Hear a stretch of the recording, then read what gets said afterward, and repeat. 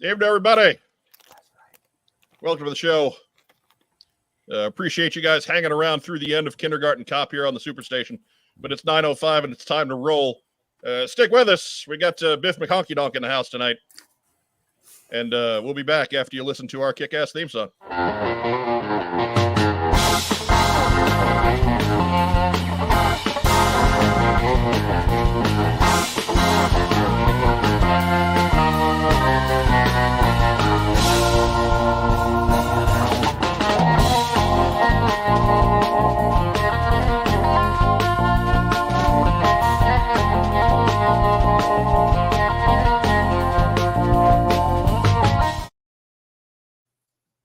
I'm sure there's some folks out there that are upset that I don't have the 300 opening up anymore, but go watch last week if you want to see that one again. Yeah. Anyways, hey everybody, it's Tuesday night, it's 9:05. Welcome to What's on Joe Mind. We're a fan cast about the world of G.I. Joe. I'm your host, Mike Irizarry. How's everybody doing? Boo! Is that a really enthusiastic boo? I got a Jeep.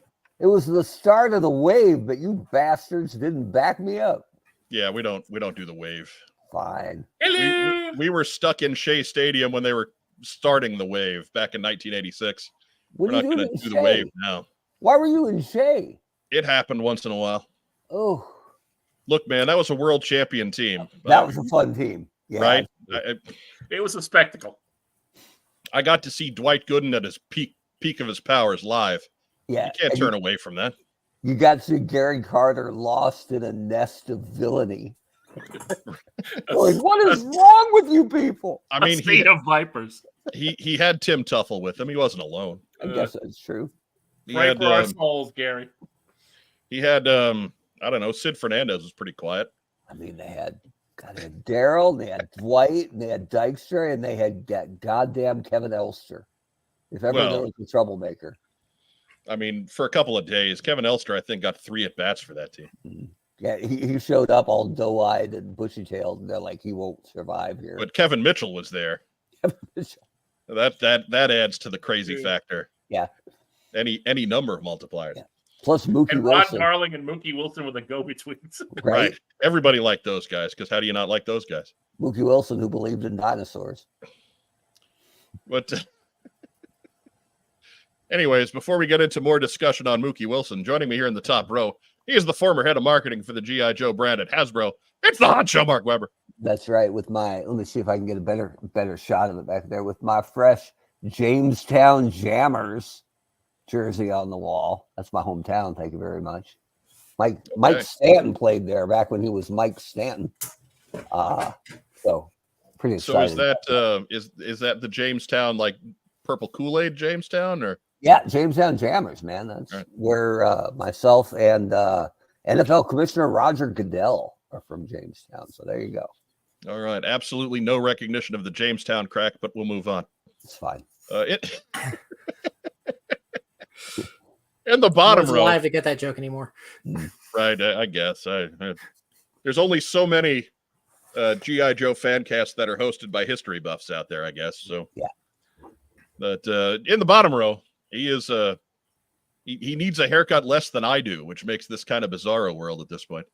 But he is our comics expert. That's Rack Time Rob. Hello. I got a book. I guess. I mean, I've no doubt. We have an intro where everybody's talking and you're screaming about a Jeep, and then it's time for your intro and you got nothing to say. That's right. So.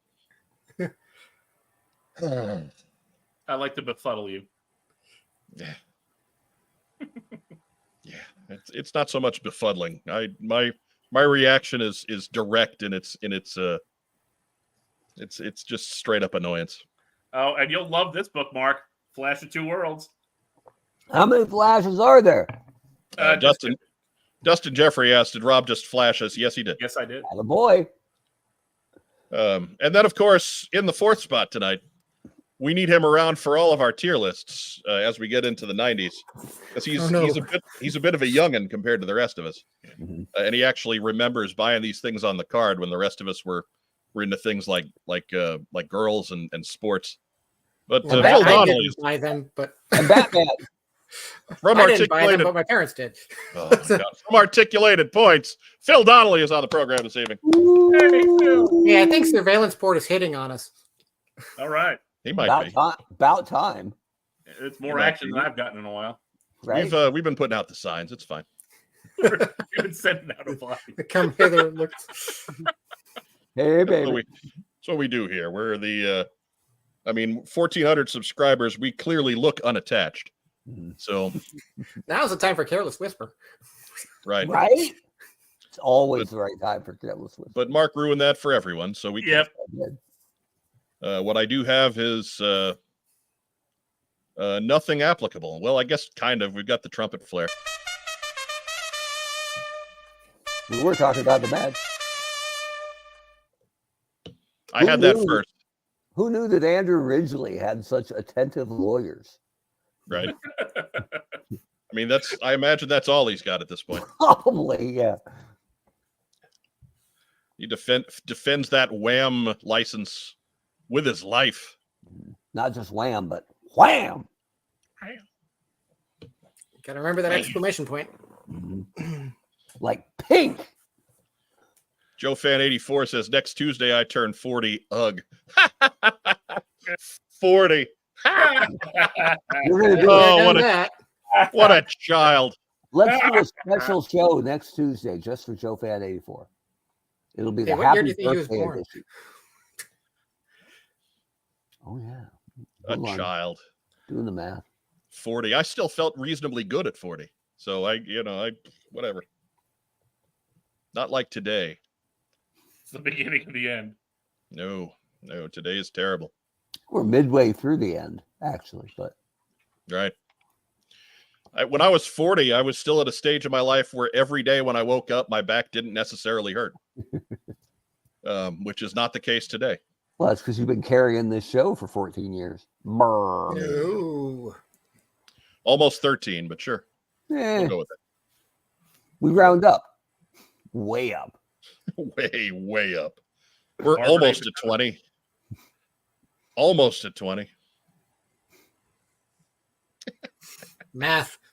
As we watch the live chat try and riff on the age of 40. Yeah. Phil, you're 40. How good do you feel? I'm actually 41, but I feel pretty decent. Oh, Jesus. Oh, so even Phil. Yeah. Yeah. But hey, I'm in better shape than I was at 40, so There you go. Dennis Fleming. I had retired the first time at 40 from the Marine Corps. So there you go. All right. There you go, sir. Well done. You get to 40 in the Marine Corps. You're doing something right. Jake Rose says, sorry, I'm late. Is it too early to ask what I missed? Well, I guess we're taking it from the top. Here we Oh, go.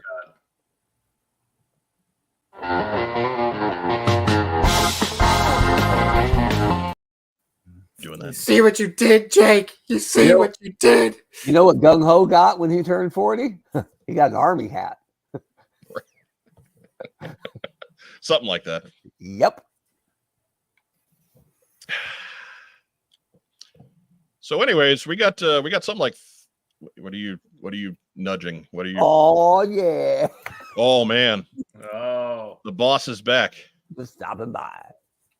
He's hanging out. He looks like he's looking for affection tonight, Mark. He's looking for the Kitty. headbutt. He's been hanging out. Oh, there are the fangs. He's been hanging out a little bit more. All right, good.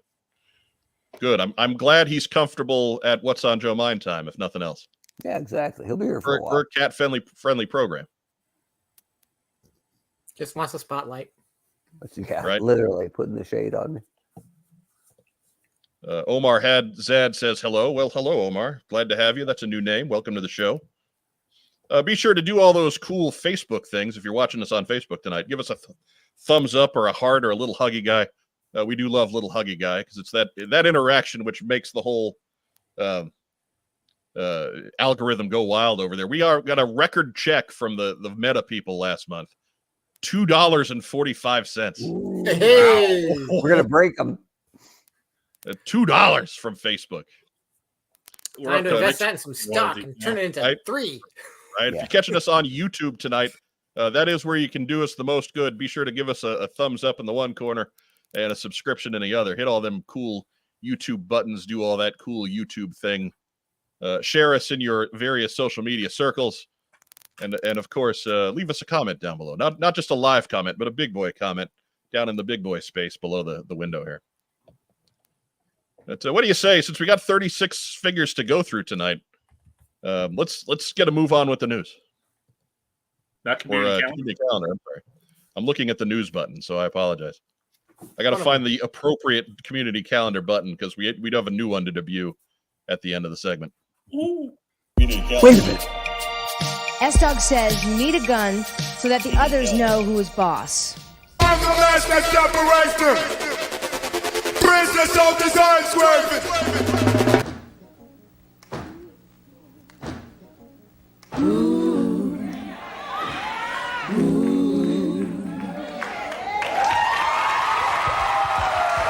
God bless you. God bless you. All right. Amen. Remember, community calendar is brought to you by Roma Collectibles, the official vagabond toy retailer of What's on Joe Mind. You can see there, you can visit them at the toy store in Springfield, Ohio. Closed Monday and Tuesday. They're off so they can watch What's on Joe Mind. Wednesday through Saturday, they're 12 to 7, Sunday 12 to 5. Always buying, always selling. It's Roma Collectibles, the toy store. Visit today. But again, remember, don't bring any food or drink in because the proprietors may follow you home. Mm-hmm. They're not worried about product. They may follow you home. Yeah. Don't bring any drink in unless it's the good stuff. Right. Yeah. Right. If you're bringing in the adult beverage, you better be sharing. The premium hooch. Anyways, we're gonna ruin that business yet. Oh man. First up, hey, coming up at the end of the month, Inside Pitch Promotions has their show at the Metro Convention Center in Hickory. Hickory. Any of y'all gonna get down to Hickory for the show? Mm. I don't think so. It's not anywhere close for any of us, y'all. They're having their Walnut Festival. They are there from 9 to 4. $5 gets you in the door. Kids 12 and under are free. So if you're looking for a child, that's a deep, deep discount. Mm-hmm. Of course, parking is free as well. Get more information at InsidePitchPromo.com. They got shows coming up all over the place. I think they got 8 or 9 of them over the course of the year. So you're going to sick of that logo over the course of the year with the rest of us. Like Toy Man, you know. It never Just always goes plugging away. the Toy Man show. I think the next Toy Man's on May 5th, so we might have another week without it.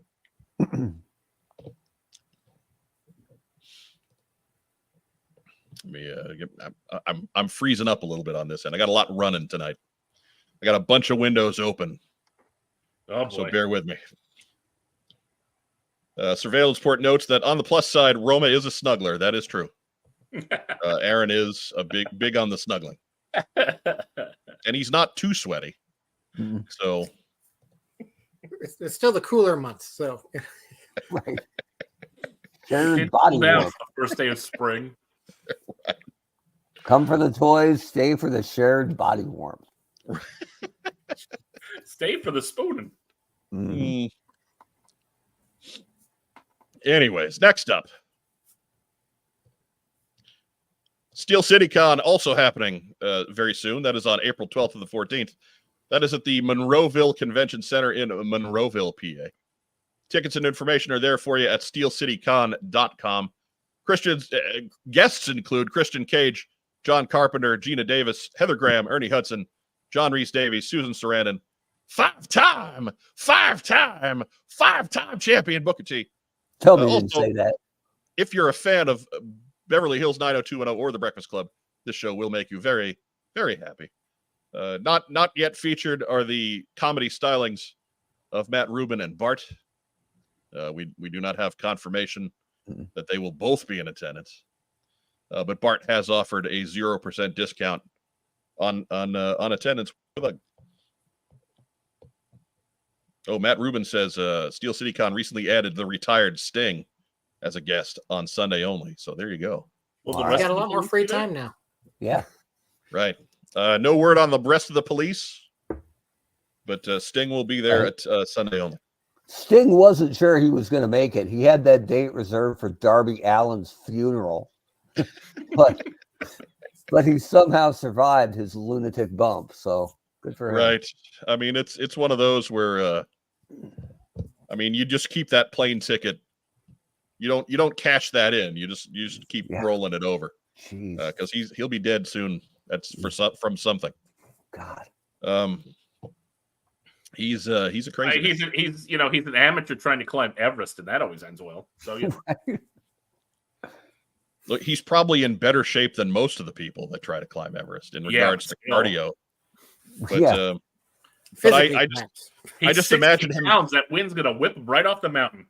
I imagine he's just going to have a moment where, he just subverts back to that subconscious level and sees a deep crevice and just coffin dives into it. Right. He may be younger and in good cardio shape, but he also has the bone density and arthritis of a 400-year-old man. So, I mean, coffin diving into a deep crevice will be fine because the body, the pile of broken bodies already down there will break his fall. As long as he opens up like Gandalf as he disappears from view, I'm okay with that. Fly, you fools. That's right. Because the Balrog lays down for nobody. That's right. Derek Holloman with breaking news. He did postpone his climb. He broke his foot last week because, of course, he did. Yeah.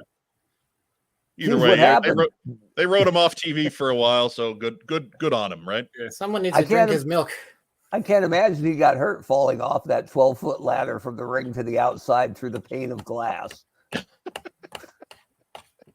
Talk about bad luck. I mean, I do that to wake up in the morning. Right? Right. I do that just to feel something. Yeah. At Rob's class, that's called second period. Yeah. Just so I feel teaching the kids to trade.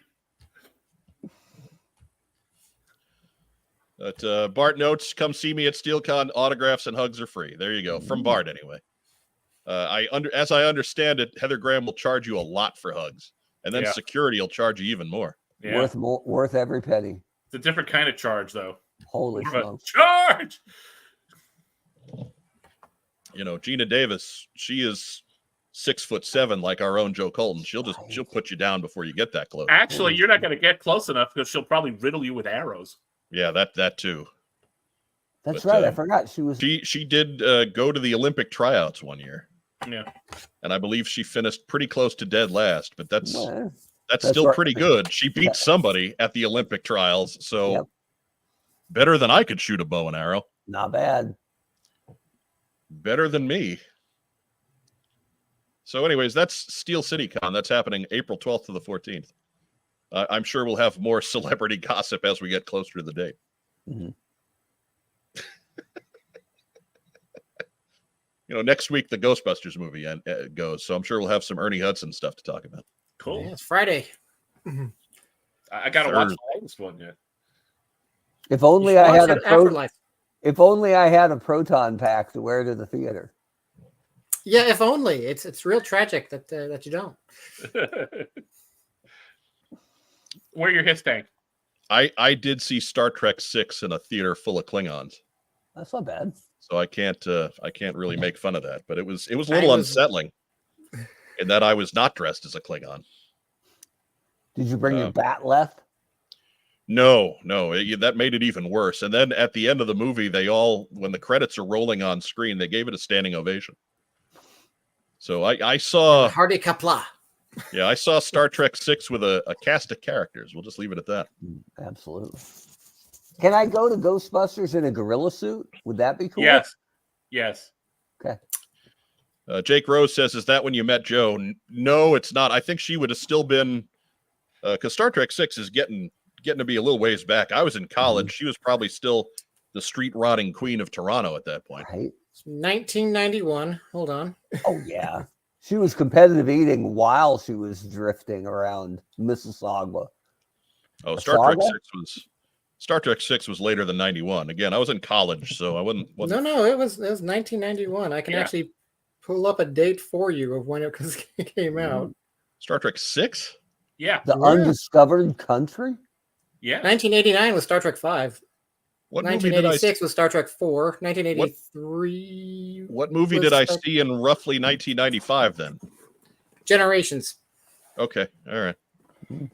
Or maybe later. I don't know. I remember 98 was Insurrection. 2002 was Nemesis. I was actually working at a theater when that came out and had to. maybe I'm bring my crossing up Star my Trek Star costume Trek for movies promotion. because I was not in college yet in 91, and I definitely saw that with my college friends because we still talk about it.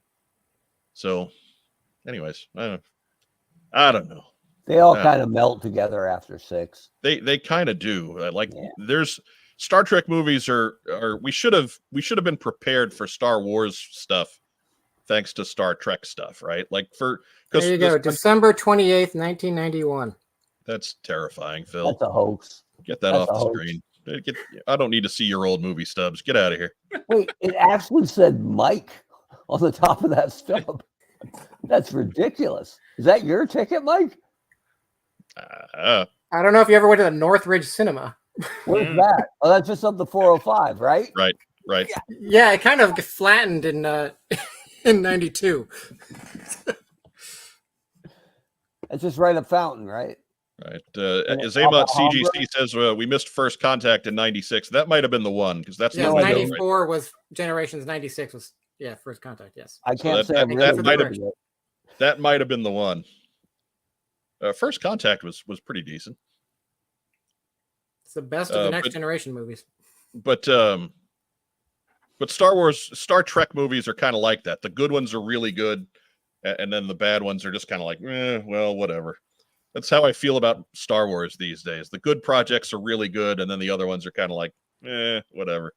I still can't figure out who Viger is, but whatever. I think it's just mispronounced. It's Vicar. Oh, okay. It's any clergyman from British comedy. Well, they're Anglicans in space. Anglicans in space. That's It's the next Star Trek Anglicans in space.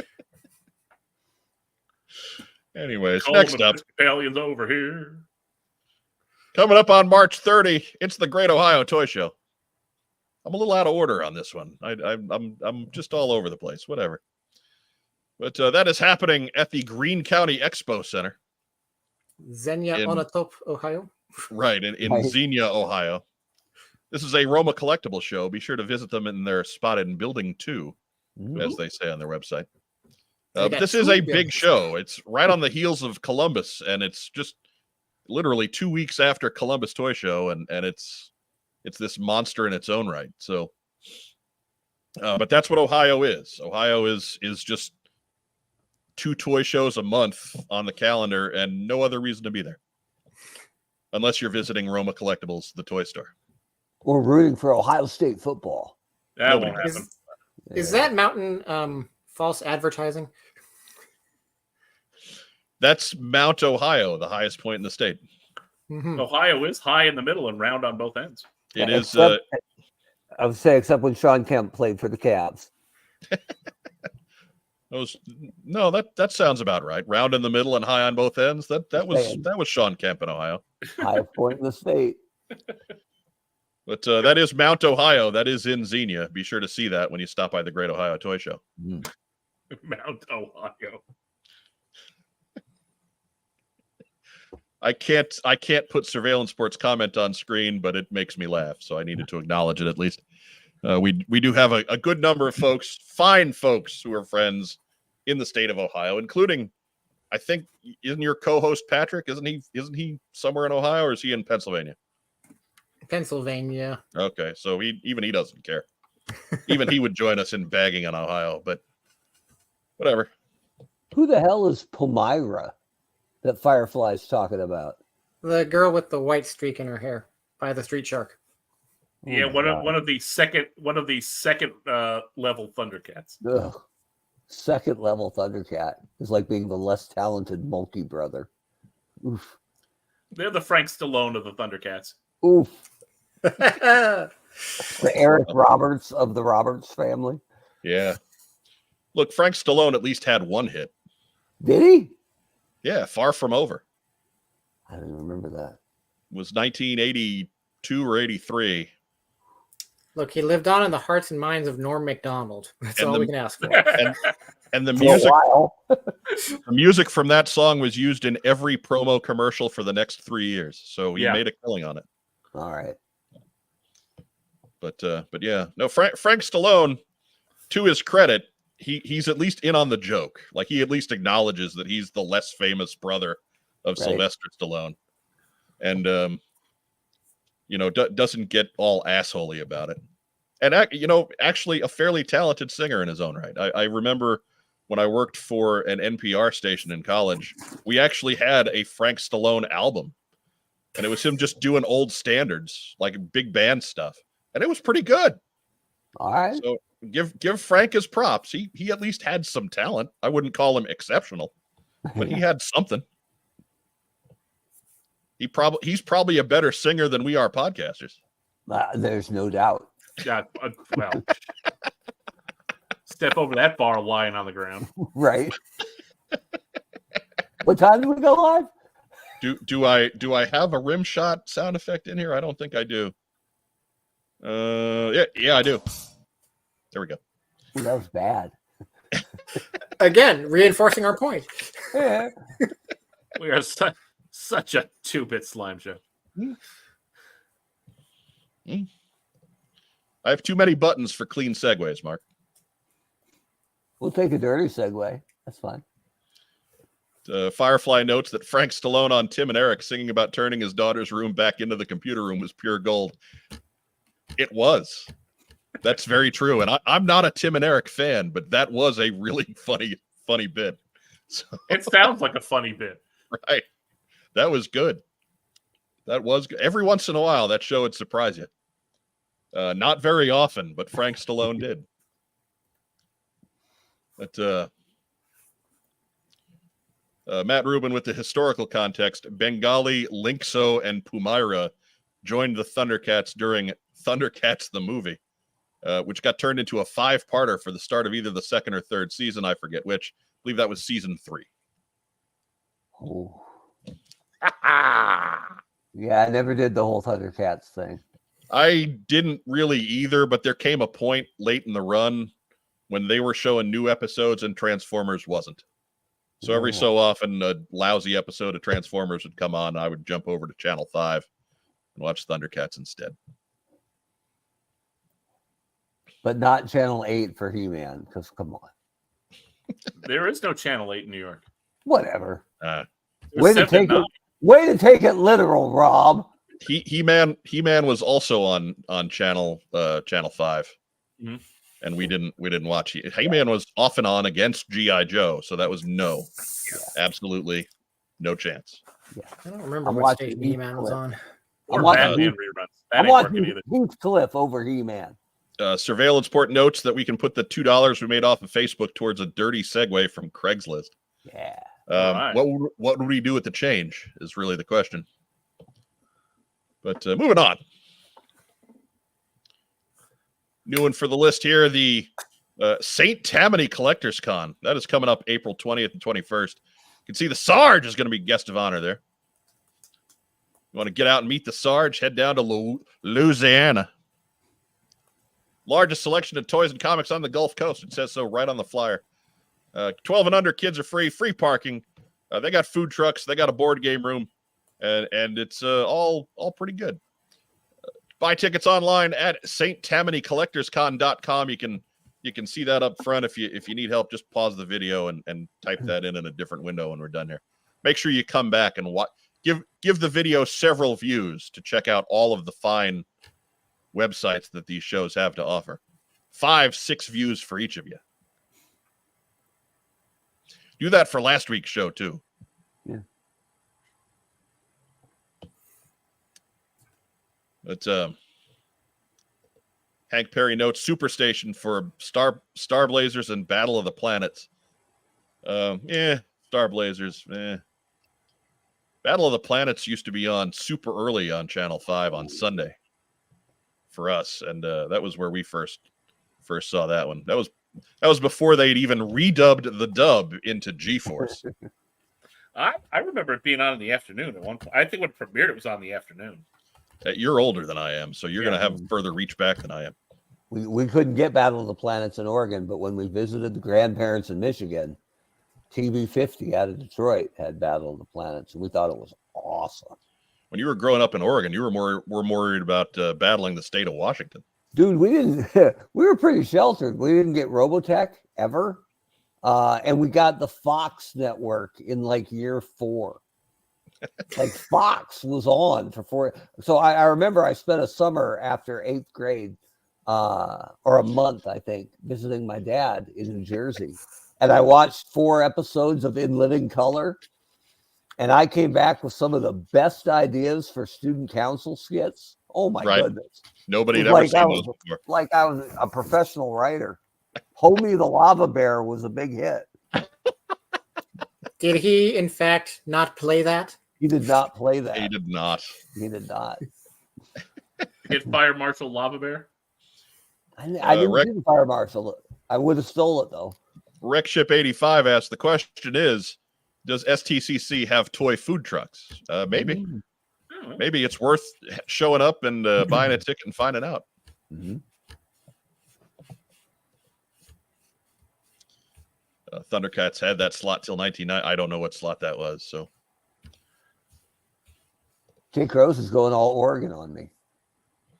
We did have Channel 12. I grew up on Ramblin' Rod. Weirdo with all those buttons on his jacket. Asking you, you didn't get KPTV 12 in Bend? We didn't get Robotech was on at 7:30 a.m. in 85. Okay, No, we're getting real specific here. I was getting ready for school at that time, and Robotech wasn't showing in Bend. I think Robotech was on in New York at something like 5:30 in the morning. Oof. I don't know. I didn't care. It's time for perspectives. Right. Yeah. It was Oh, on yeah. just It was after the public Perspectives. access. The public access. Yeah. Local interest shows. I think we had 2 public access channels on Long Island. Oh, I think we got one out of the city and then one for Long Island. They were interesting on the rare times that I was able to watch those. Yeah. Everything you heard about public access, kids, it's all true. Every bit of it. Plus, you got the MSG. They had it all on UHF. You got to see SB Jones lose to a whole ton of people. Right. That was so low power and low rent. You got to see SD Jones win. No. Guy had a hole in his back. Always weirded me out. What was that? Look, man, no. That was a special delivery. That's what that was. That's what it was. It's like Kofi Kingston has that hole in his chest. Right? No one talks about that. Well, Kofi has, and it was because the Big Show hit him so hard once that it caused that. Oh, I thought Mola Ram took his heart out or something. We didn't know. Good guess, but no, Big Show. Paul White. That's where that one came from. He did scream Kali Ma before he did it. Right? He left a dent in Kofi Kingston. That's rough. That's what happens when you're 7 feet and you work stiff, man. That's fair enough. Anyways, next up is nothing. Ooh. Some would say we just did nothing. It's the infinite void. We certainly haven't done much. That's it for community calendar.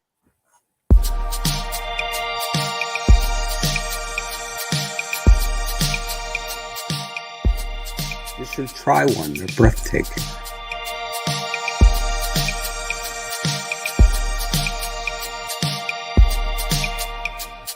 Community calendar. Community calendar. Okay. I have to say that was charming. It really it's surprising that the folks at Deke have found something so universally both edgy and wholesome to put on, a pot brownie joke right there. I mean, it's what they're all thinking when they watch these. But again, good. Thanks to our friend AbsorbVids for the videos there that he is now subcontracted to Deke Animation. Their quality of work, much like the Deke cartoons, kind of up and down. Every once in a while, they hit on a decent one. That's on my list of favorites right there. And not that much happens. It's got the Yeti, it's got pot brownie joke, it's got psychedelics going on. It's a good time. All we stuff. needed were some still images of Harry Osborn freaking out on pills in the 70s. Or Steeler running around going, Reefer Madness. Maybe that cover of Speedy shooting up. Tragic. I mean, Michael Gene Fleming already asking, is this clip Comics Code approved? No. I mean, if Speedy's in it, definitely not. No. No, the shut Speedy down issue like was DC. Comic Code approved. The Harry Osborn flipping out was not. Speedy got his nickname from his wife, right? No. I was just saying. Worse, Speedy got it as a teenager. Ooh. Yeah. Well. From the drugs. Yeah. That was just helpful irony. The 50s were an innocent time. An innocent time. 40s. Even more innocent. Yeah. And yet less. The As Speedy there's a from war on. the Speedy from Earth 2, though, was clean as a whistle. Probably. He was Squaresville Daddy-O. Right? It's time for the news.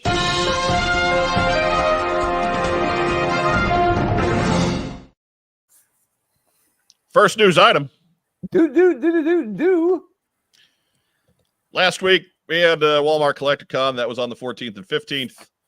Just the one Joe item, which we talked about in greater length last week. The Night Force Shockwave with his cool night camo ram, whatever it's called. Night Pursuit, I think. Pre-order was up. It is $56, give or take. Your state tax may vary. I didn't order one. I got too much stuff just taking up space as it is. I don't need this one I don't need this one to feel complete. Phil, did you get one? I did, yes. I Of do course. need something to feel complete because nothing ever fills the void in my soul except the empty acquiring of action figures. You still have a soul? It's being bartered away bit by bit, but you got to stretch it out. Yeah. Yeah. So we playing that Irish crusty music right now. Mark Weber, do you got one? Yeah. 56 is a bit of a stretch, though, man. I gotta be honest with you. Right. I like that he's all geared out, but I couldn't get past that. Like it's a remake figure and a repaint bike. I don't know. I don't like it. I think if you're going to get the money out of me for first run stuff that's at a better value, then I'm not worrying about overpriced repaints. You want to give me discount repaints, I'm more inclined to buy. But they are at the end of the day repaints. If you want to do beachhead repaints, I'm in. Yeah. But I think that's it at this point. Night Force Beachhead coming soon. Okay, I'm in. I'll do it. Eco Warriors Beachhead. Yeah, baby. Yeah, it would be weird. I think I'd buy that one for the comedy value, but I'd buy it. We'll talk about Eco Warriors later on. Ooh, Hey, they were 91. that's true. Next news item. Do. If you're buying the Valaverse Vanguard, Bobby broke the news today. Pre-orders are going to close on that at the end of the month. MSRP is $184.99 plus your applicable state taxes. Did make the note too that Vanguard orders going forward will ship free, which is cool. Mm. And existing pre-orders will receive a $14 refund, which is cool. Mm. So all good, all good. So just wanted to put the reminder out there. If you are in for the Valaverse Vanguard, you better get in on it quick because time's running out. End of the month. After that, no more will ever be sold. Ever. And the pre-orders. The pre-orders come with that free missile launcher for the top. That's right. After that, you got to pay for it. So time to get moving. Right. And if you're looking for your $14 refund, I'm working on it. Jeez. Got to break out the old Rolodex. I like Get a being money in order charge. at the post office. I like being in charge of things. Giving people money back, that's my jam. I think Mark's got one of those clear green visors with the, and the wrist the sleeve bands like the accountants used to wear in the The cartoon. sleeve I garters can and pull a the thing down That's those a calculators. good call. I could use a visor to cover this area. Right?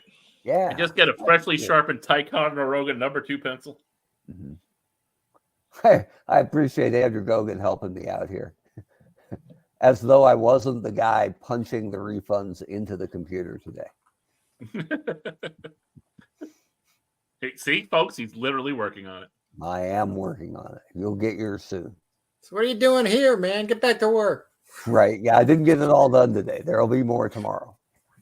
But I started from the top. So it was like first guy who orders, first guy who got his money back. It's a great way to do it.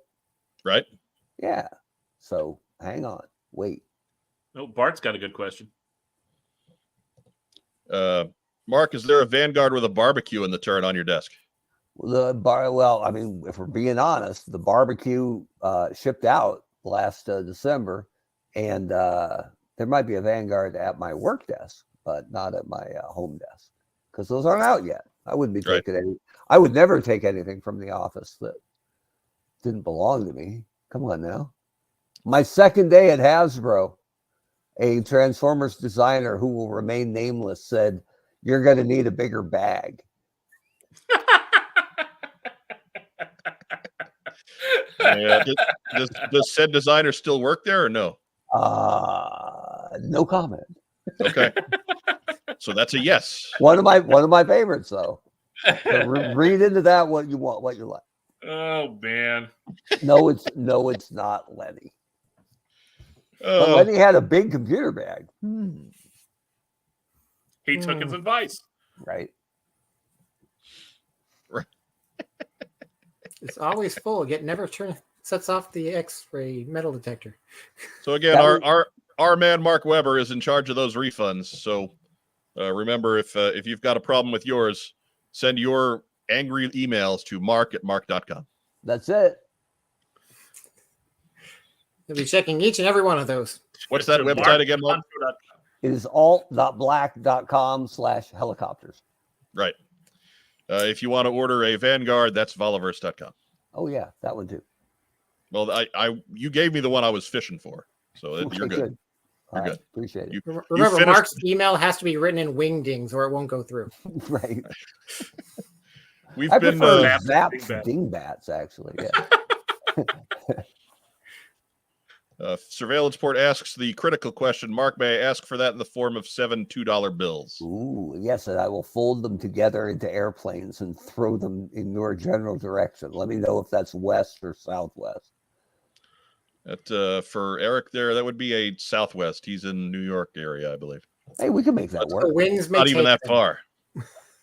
By the time I get there, I'm going to have to pay like $13 in tolls. So it hardly seems worth the trip. That's just on the GW. Right? Right? Ugh. $7 And bucks to get on and 7 more to get off. I figured I'd take the Deegan, you know. Well, now we're doing the New Yorkers instead of the Californians. See what we did there? all I'm saying is, if all it Take the cost me was train. $7 to get off. Anyways. Lenny's in Times Square. Well, not anymore. That's Disney cleaned it up. It's boho though.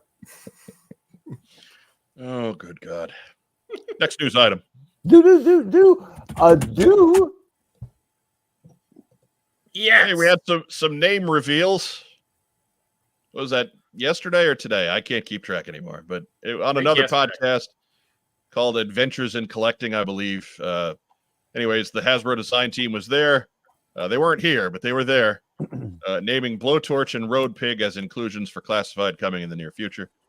I mean, Lenny's been talking about Road Pig for so long does this even count as a reveal? Not really, no. But Blowtorch is nice to hear. But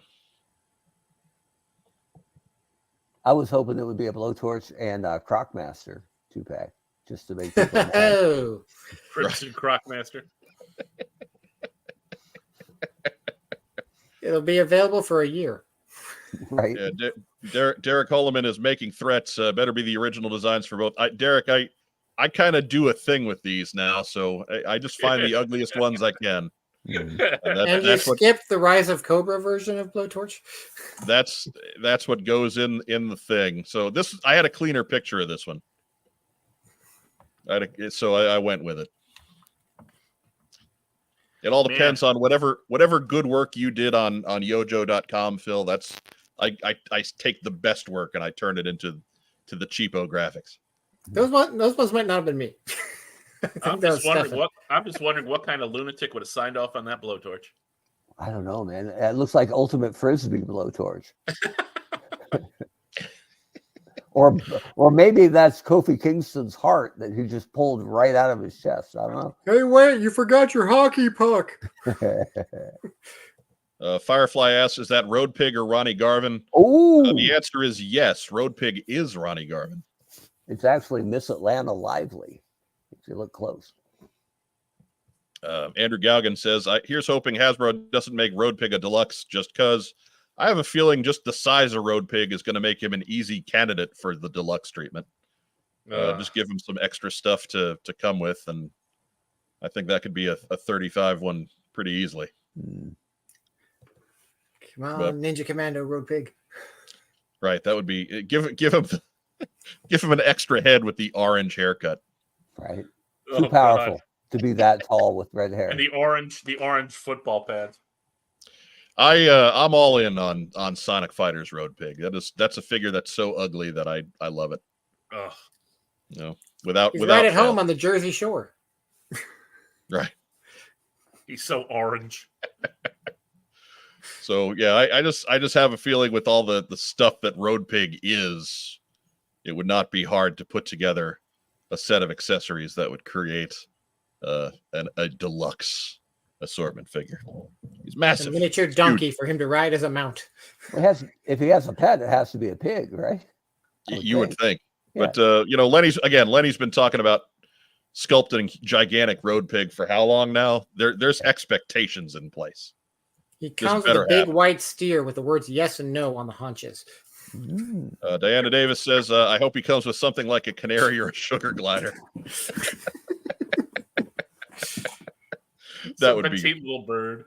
That would be fantastic. But I'm in on Road Pig regardless. One of my favorite, probably my favorite Dreadnought. One of my favorites, period. Just an absurd character. But that's why I love him. Larry Hama created a Road Pig that I could get behind in the comic books, and that he's fantastic. Well, you certainly don't want to be in front of him. No. Right? Well, I mean, you really don't want to be around him at all because I don't imagine the smell is that great. Man, I hope Blowtorch is just nuclear yellow. Like, come on. Yeah. Yes. This figure's so bright, you gotta wear shades. That's it, man. I don't want any realism in that at all. I want OG. You know, I want Lightfoot and Airtight to be like giving them the side eye, like it's a little bright. I don't know. Big LED arrow pointing to his gas tank. Yeah, I want Ice Cream Soldier to walk out of the can and be like, "Holy, look at that guy! Turn it down a notch, Blowtorch." Oh.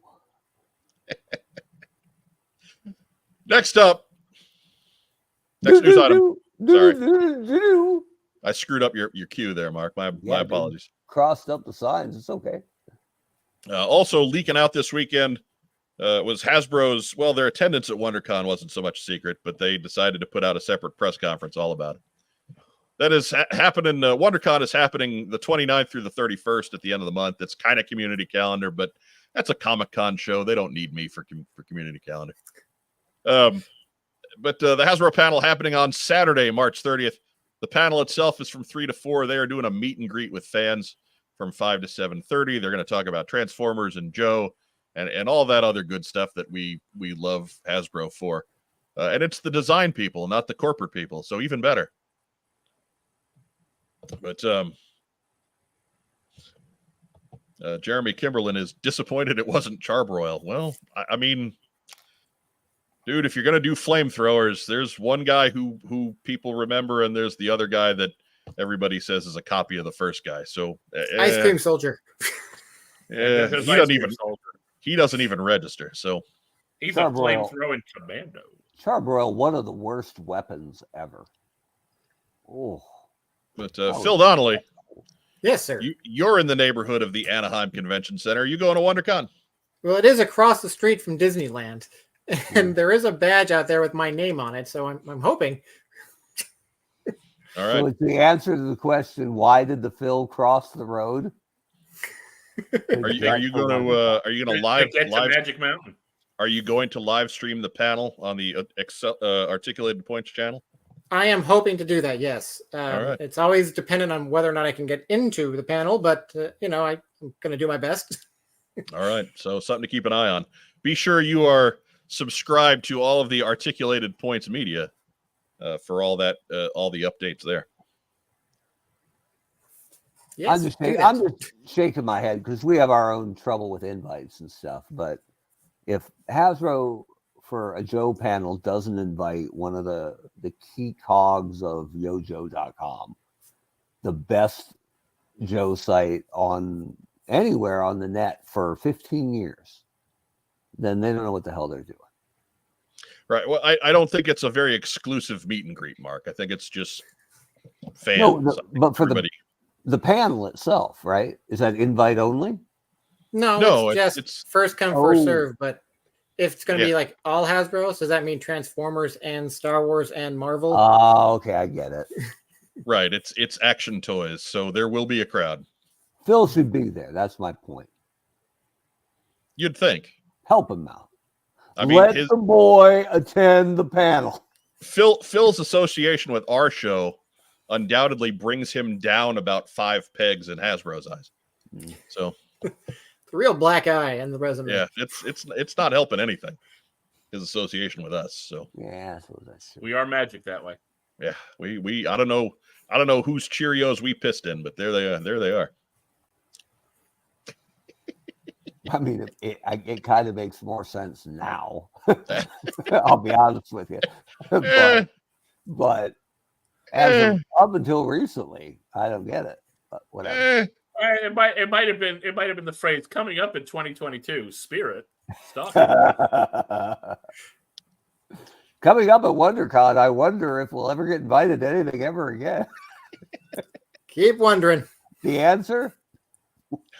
Not counting on it. No, we won't. Look, we were already on the outs before 2022, so whatever. Yeah. Well, we just keep kind of giving them reasons, huh?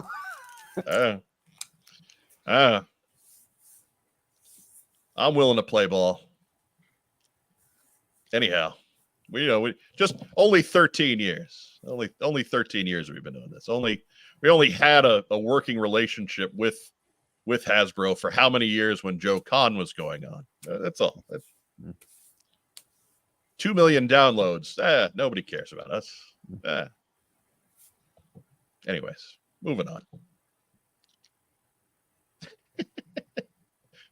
Andrew Galgan understands render reveals exist only because of what's on Joe Mind. Yeah, kind of. It's not wrong. Kind of. I like to think that we call that spurring change. I'm much happier with render reveals, frankly. I don't want to work that hard all the time. I'm thrilled that they tell us names in advance, like a year in advance of getting the actual figure. Right. Great, go for it. Tell us everything. How long was Alley Viper?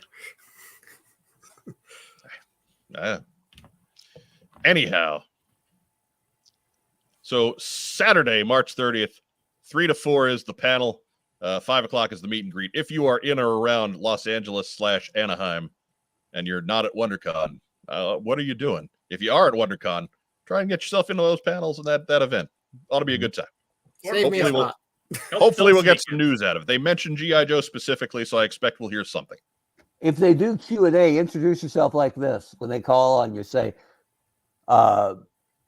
Dave Babashaw, what's on Joe Mind? Hey, I have a question for... Do that. Do that. Use the name Dave Babashaw, too. Yeah, whatever. Don't give them your real name. They'll blacklist you. No. I was thinking Alan Smithy, but all right. That's that's too... Get a fedora with a press card in it. That's too well known. Yeah. Well, I got a fedora right over there, so I just need the press card. Yeah, right. just that's and just make it just an index card that says press. Right. I'm Richard Bagg. What's on Joe Mind? I had a question for Lenny.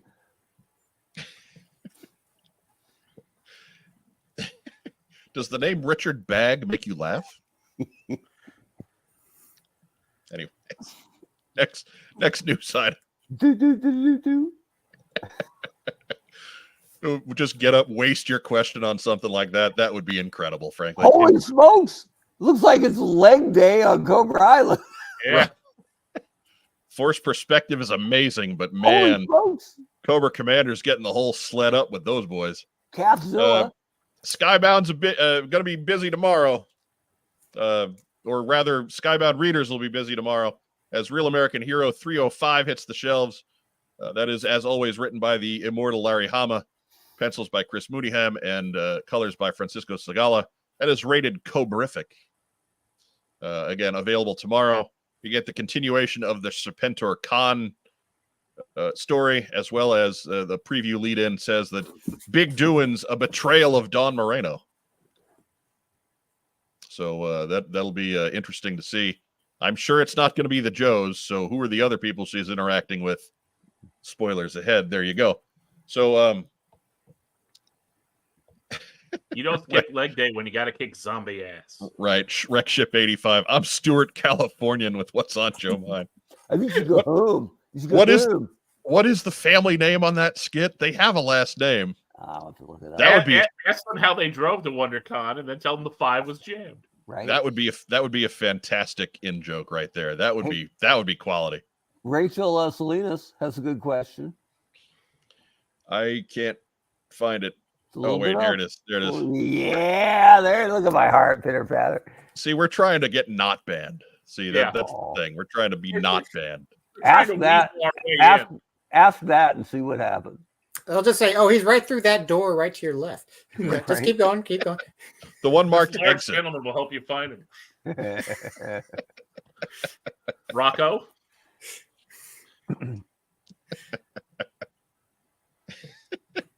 Cobra Commander must be, feeling himself here a little bit, given that he's got a Techno Viper and a Televiper watching his 6. Look, man, Right? he's got a scepter, so he's Just ready saying. for it. Just saying, if you had to pick 2 Cobra troops to watch your back, you took the mechanic and the radio guy, Look, at They're least the purple people eaters. right? To be fair, the radio guy is going to get you in about 30 years with accumulated radiation from Right. his radio guy. Right behind him is the Toxo Viper with the duck helmet. I guarantee it. You can't see him. the Those are the mechanic legs. guy. The mechanic guy has a huge plasma laser. Like I'm good with the mechanic guy. He can hang. And if you cut the cord, then at least he still has like a wrench and a pickaxe to come at you. And Craig Televiper's just getting a good shot. And he'll flash that flash right in your eyes. Right. Craig Cohan's Hasbro question: is Marauder's Barbecue the best-selling figure? Well, It is around these parts. only the folks at Ollie's know for sure. It has been sold out for a while. Best In Anaheim. selling Marauders figure. Brr. Let's make a 2-pack. Hey, we'll make it a different bird though. That'll be what gets people to buy. It'll be a There's different bird. Going to be a Slaughters, Marauders. Who's the other guy? Lowlight. Lowlight. Yeah. Available soon. Unless I Probably. can use it to lure Joe Colton closer to the microphone. Big fan of that Lowlight, She is. That she is.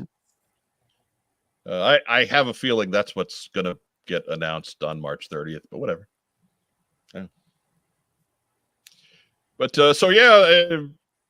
that's available for you tomorrow, as well as Cobra Commander number 3. Cobra Commander having more problems with dreadnoughts as this series go on. This was rated Z for Zorana, written by Josh Williamson, pencils by Andrea Milana and Annalisa Leone. Also tomorrow. So big. We got like 2 big weeks for G.I. Joe comics, and then the rest of the month we got nothing. Because I think next week is Duke, right? Yeah. So, yeah. So three books in 2 weeks, and then 2 weeks of nothing where we're sitting around waiting for Rack Time Rob to do an episode of Rack Time that never happens. Mm. And there you go. I Well, try not. last week there was an episode of Transformers that's related. Oh, He's still recovering from Dead Game. You've got to give him time. right. Traumatic. I try not to be critical of art because I can't draw. But Zorana looks like me sophomore year of high school from the neck up. That's not her fault, Mark. So you're Just saying saying. you look like an That's- punk girl. That's much. not her fault, Mark. That Hey. that sounds more like your fault. Captain of the junior varsity. You put some respect in that voice. You weren't captain of the junior varsity yet. That was your senior year. No, that was sophomore and junior year. Two-time junior varsity captain. Wait a minute. Let me do that again. Two-time junior varsity captain. Okay. Looking like Zorana. No I earring. I was the captain of the trombone team. I don't know what to tell you, man. I got nothing. I was captain of an intramural basketball team. I got nothing. That counts. I played summer league baseball. I can't be junior varsity anything. I was in drama club. Well, you fit in right here. We got plenty of drama. Oh, you just killed the actor, singer, dancer. That's like killing 3 people. That's what should be done. He's a triple threat. I was with those drama people in college. Fair enough. Distasteful. Wow. Distasteful. My problems with the drama department are a matter of public record in Jackson County, Missouri. Wow. Okay. Jake Rose notes that varsity captain bid is definitely going to wind up on a community calendar. Let's be clear. You know, you got good odds on really anything crazy that we say winding Yeah. up on community calendar. Let's be clear here. Junior varsity captain. Right. Two-time. Right. Look, Jake Rose is trying to get a quality comment in a fast-moving live chat. Let's not get hung up on the details. Well, I just don't want to. I don't want to misrepresent myself. Let's give the folks at home a little bit of a break. Again, Okay, surveillance port posting stuff I can't put on a family show. Right. I will send everybody a refund for their purchase price for this show. I'll get right on that. There you go. So again, busy day at the comic book store. Be sure to pick up your copies of Real American Hero and Cobra Commander. Out tomorrow, only from Skybound Comics via Image Publishing. Racktime Rob, you looking forward to him? Yes. Good. I'm hoping that this issue will resolve the long-standing debate: breath mint or candy mint. I have a feeling it won't. Probably not. It rages on for the ages. I mean, you don't get that in an issue 3.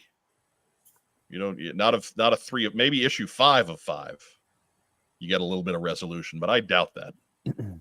That's one of those where Commander never remembers know. the safe word. They'll resolve that in issue 5, and then there'll still be like the cliffhanger at the end, as the one remaining breath mint guy is lurking in the shadows, probably Xandar, because of course candy mint is the only real answer. But It's a weighty philosophical debate. candy mint is the only proper response. Breath mint? Oh. Trying to start a war on live internet. Look, you want fresh breath, brush your teeth. Don't give me a mint. Give me a candy mint. Candy mint freshens your breath and is delicious.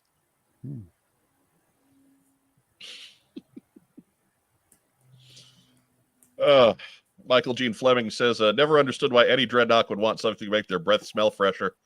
Because they're not really brushing types. And second off, that's part of the joke. That's why it's a great joke. It's called standards, Michael. Yeah. Well, you see, if it's a breath mint, they don't want it. If it's a candy mint, they'll do it. But apparently not, as they seem to be evenly divided between the two.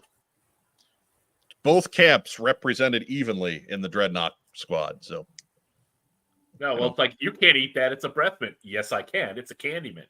Boom. There you go. Possibly. They're evenly matched despite there being 3 dreadnoughts at a time.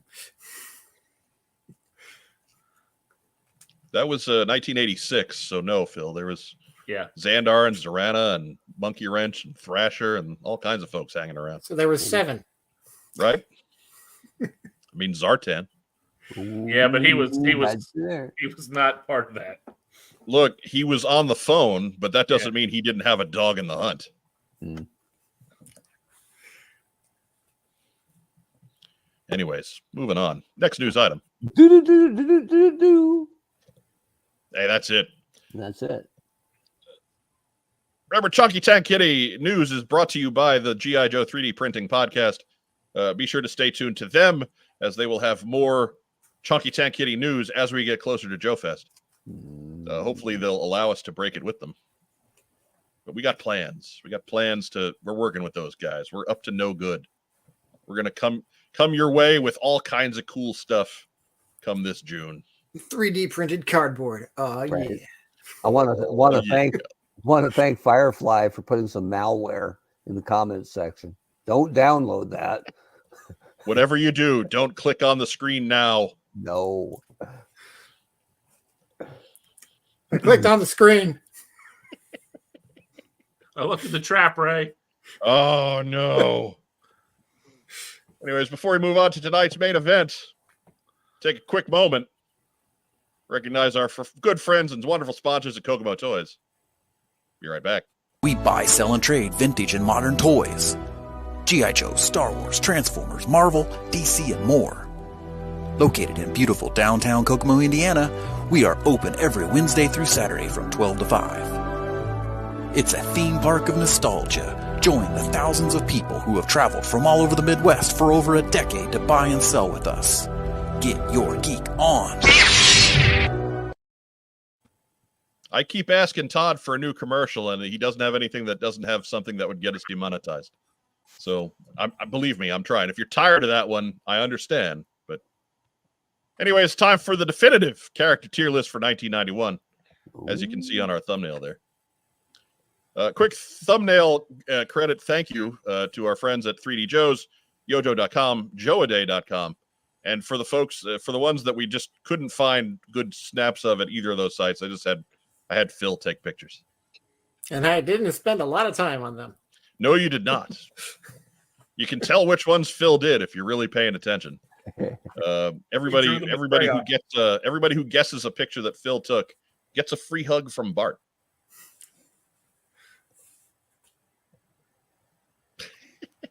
So bear with me as I set up the sharing here, because I can't run that and the news screen at the same time. So it's a very sophisticated operation we have here at look, man. If you want to pay for a computer with more RAM, by all means, we're taking donations. For now, the Compy 386 will have to do. Right. We have a coffee account down below, Phil. I don't see your name attached to it at all. Phil doesn't like coffee. Right. That would be weird. that would be weird though, because we got Phil's on the show a lot of times, so I don't like it's. You have to pay to play. Yeah, I don't want to turn it into that situation. Yeah, I was happy that Phil won the bidding to be the co-host again this week. That's deep pockets. Honestly, I prefer the trial by combat. There wasn't cheaper. There wasn't a whole lot going on, so we needed to have look. We haven't done tier list in 6 months, 7 months. Like, we had to do a tier list, right? We had to eventually get back to that. It's been about that long. Like when I go into our channel content list on my management site for YouTube, the last time we did a tier list is the very bottom of page 1. And that was episode 272. Mm-hmm. So whatever 30 weeks ago is. Yeah, so almost 7 months. Over 7 months. 30 weeks. I see a magnificent bastard on this list. Just saying. So really, I thought it was so short ago when I was looking at a whole bunch of characters going, who the hell's that? Right. These are a little bit easier in that 1991 is rife with reissued characters. Yeah, it's more. This is more of a why the hell's he dressed like that? Right, familiar names in new places. But here we go. Let's go ahead and get it started. The way we'll deal with that, of course, is how like how do you actually did the new look actually take hold, or did we just quickly eschew it for the old look as soon as we could? Yeah. So first up along those lines is the Cobra Bat. More like the Cobra Bad. I mean, it's not a bad remake. It's streamlined, but Ooh. it made absolutely no impact on that character's visage. So as it's a Cobra army builder, it's typically speaking one of the more popular ones, but it's a not popular version of a popular army builder. So I have no qualms about putting that down here on the private line. There's nothing lower, right? Right. We're not judging it as a figure, but in terms of the impact that this particular image, this version of the character made, and in which case, every version of the Bat that comes out these days is based on version 1. Version 2 did very little. Yeah. Up next, now that the Bat's out of the way, we actually have one of the discussions for today. Big Ben. Kind of rare in that he's a new character for 1991. Mark Weber, what do you think? I mean, great figure, and newness is fantastic, especially in this year. Didn't make a great big impact, as I recall, in any of the media moving forward. So he's not going to be a private, but he might not be much higher, even though love the figure and love the character. Phil, what do you think? Given that he got about 5 different repaints, somebody out there liked him. I don't know about liked. I think it was given as his mold was available in its entirety. But we also got one in classified, so that seems to go a long way towards being higher than private, at least. I don't think he'd go ever any higher than Sergeant on his best day, but higher than private. Rack time, Rob. Like I said, I like the figure. It's a new figure. I like the classified. I like that he's hanging around. I think he adds something to the team. But I think the full potential of what he has to add to the team has yet to be realized. So I'm kind of leaning Corporal. He's kind of medium Ben. Right. I think Corporal's a good spot. I think he's one of those guys that looks cool and has some cachet with the fans. But honestly, even the fans in the UK, they don't really clamor for Big Ben so much as they want all the old Action Force guys. So, Big Ben is kind of even seems like he's second place to them. But he certainly isn't a private. He's got a little bit more going on than that. I appreciate that he's a new character this late in the line that has some staying power. There's 2 in this year, actually. But everything about Big Ben seems to be from the fans. He popped up on the Deke cartoon, but he didn't do anything particularly notable there. I'm comfortable tossing him on the Corporal line. And before everybody freaks out, that's going to make him one of the COs of this bunch, not to give too much away. Yeah. A lot of guys going to answer to Corporal Big Ben. Yeah. A lot of diminishing returns here in this line. It's Rachel Salinas does know that he brought shepherd's pie to the team. Good, excellent. That helps. He brought other British cooking to the team. Is there a second line for the privates down there? It'll pop in. Maybe 3. As folks are talking in the chat, being a cool figure doesn't get you very far. I know we use the figures for our thumbnails because that's a real easy way to sort them and a real easy way to catalog things. But it being a cool figure, they're all pretty cool figures. They're freaking G.I. Joes. So whatever. Well, it doesn't get you that far. No, we're talking about impact, right? So yes, this is the character tier list, not the figure tier list. That's a whole other thing, which we probably won't ever do. I just was nervous there because I need a lot of room for my privates. Right. But let him breathe, Mark. Let him breathe. Up next, Crimson Guard Immortal. Not the Crimson Guard, but like the big brother to the Crimson Guard Immortal. There too had some run on Deke. I know the original Crimson Guard back when we did the 1985 tier list did pop up as more than a private. Most of the time our Cobra army builders or privates. I don't think there's a whole lot going on for the old CGIs, though. Phil Donnelly, what do you think? They popped up on Deke, but they didn't do anything really Crimson Guardy on Deke. They were just sort of another trooper to fill out the ranks. Right. I mean, dude's running around with 4 missile launchers. He's not there for subterfuge. That's for damn sure. Mark Weber, what do you think? Guard, but Man, I'm a little. It's hard for me to separate from how cool this guy is from the fact that he didn't really have any impact. Because I love this figure. Right. I actually think he's an improvement on the original Crimson Guard, which is hard to do, but he didn't do anything. So he'll be the best private there ever was. Racktime Rob, you're a Crimson Guard guy. What does the Immortal do? What makes him different? What is, so it's like there's nothing.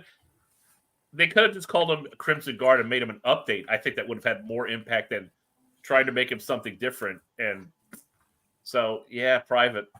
Right. Look, I think there's a place for that guy. In my head, that's the Crimson Guard battle uniform. Like we got the dress uniform in 85, and this is more the I'm going to go out and get my hands dirty uniform. But he didn't. I tend to think of that as more heavy weapons, Crimson Guard. But right. Same thing, though. Right?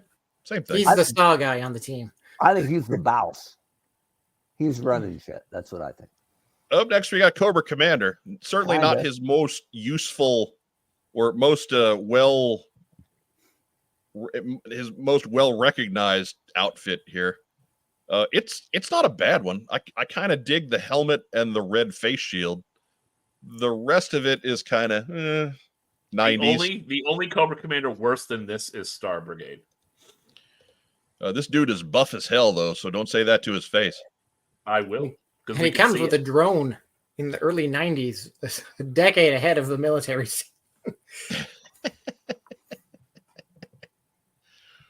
But Phil, this was probably Cobra Commander to you, wasn't he? Actually, it wasn't. I had the Talking Battle Commanders version. Oh, Jesus. Yeah.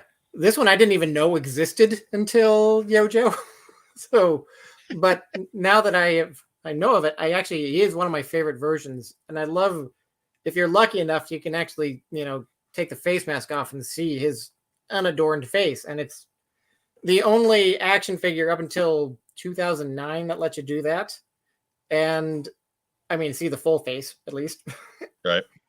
And like I said, he comes with a drone, which is cool. He did show up in the comics for about one issue, though. So this costume is really not utilized well, but it's still a very good one.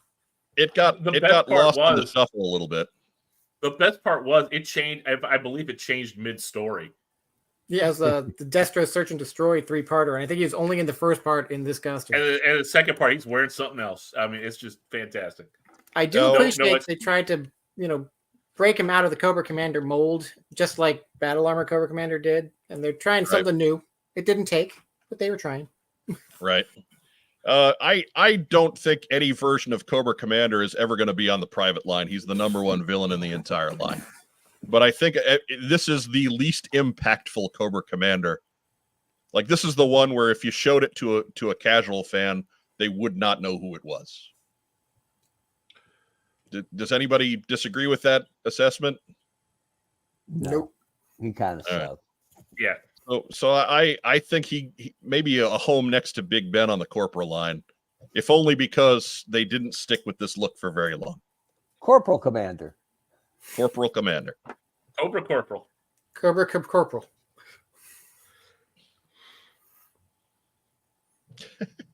Matt Rubin says, I see this figure and can't help but hear Staying Alive in my... Oh, that's not his thing. Firefly had problems getting it. Matt Rubin said, I see this figure and can't help hearing Staying Alive in my head. It's very true. Very true. Discoco. No. I'll allow it. I'll allow it. Next up, we've got the Desert Scorpion. Private. Yeah, I mean, they're cool, but no impact. Here's Dusty, the kind of bland. Yeah. We're Dusty, trying to. Go ahead, Mark. Dusty as in no kid wants to play with this figure. It's the demon eyes. They don't help. As Mark turns on his ginger brethren. We'll make him a redhead. He's not a redhead. Come on. But anyways, Dusty was he was kind of reddish brown. It's not too much of a stretch. But Dusty got the remake here. He got the spotlight in, I think, an episode of the Deke cartoon. They never stuck with this for very long. We got a couple of repaint Dusties of this, but I don't know how dusty they really are. We tend to flip back to the 85 Dusty at every opportunity when that character comes up. Good. It's not a bad figure. It's kind of a bland figure. I like that he's got an animal pal. Can't pass on domesticated coyotes, man. That's quality right there. They did try to make him the face of the year, you know, all the promotional materials and stuff like that.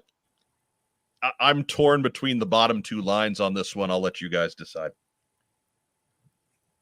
Yeah, I think he sucks. How's that? His uniform is the same color as his flesh tone. Yeah, that's a big problem. Everybody looked at this and thought, why does Flint look weird? That may just be a bad picture. What do you think, Phil? Why is Dustin naked? I'm tempted to put him on private just because I've grown to hate his accessories after the 2000s, but that again is my own bias showing there.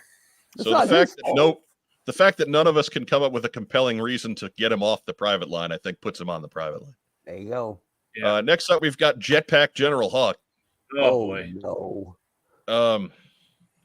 There is a segment of folks out there that absolutely love this version of this character. There's a lot of juggalos too, just saying. Right. He did get an episode of the Deke cartoon where he rather famously stressed out about getting old. So I can certainly associate with him for that. And most people get a sports car. He gets a jetpack. He was still voiced by a Sunbow actor in that season. Not like right. Ed Gilbert was the voice of General Hawk in that one, so it was a nice bow out for him on the GI Joe property. One of the better Sunbow Deke episodes, rather, if I may be so blunt. But you know, here too, it seems like every opportunity we get, we go right back to Bomber Jacket Hawk. Like let's say he was a big deal in the video game. He was one of the players you could play as in the old Nintendo video game that came out. So that's already more impact than anybody's had so far. That's true. Put him next to Cobra Commander. I like the symmetry of it. Yeah, it kind of works there. I think that's about right.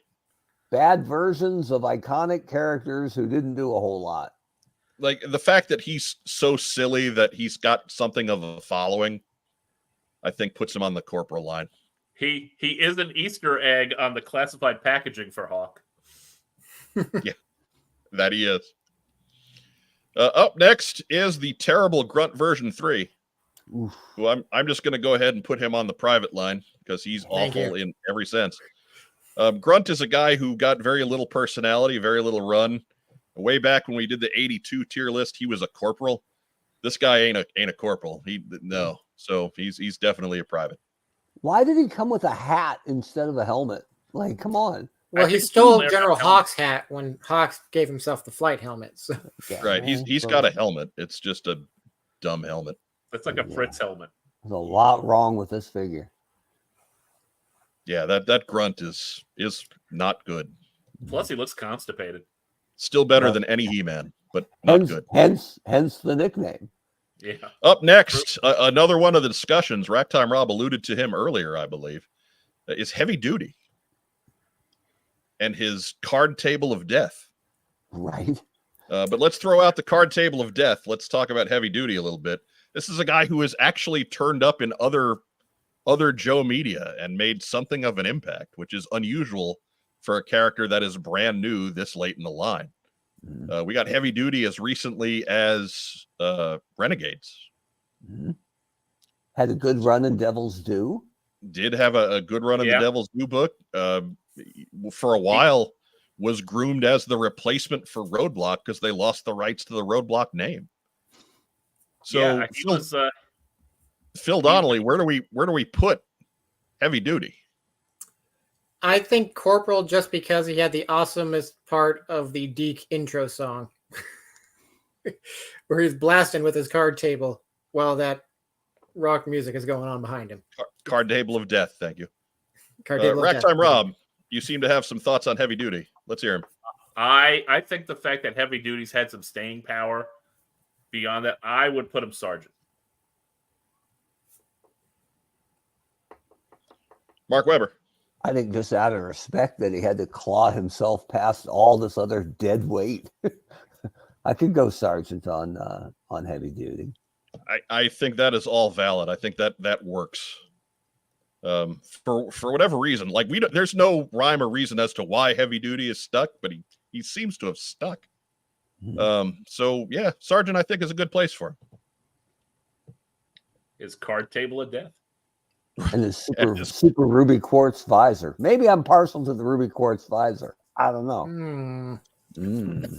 It does control his optic blasts. Yes, it does. Up next is the Incinerators, and Yeah! I kind of dig the figure, but I'm just going to go ahead and pop him next to Grunt. Thank you. And we'll I just was move kind of on hoping there. his giant wizard fireballs would get him up to Corporal, but No. I guess.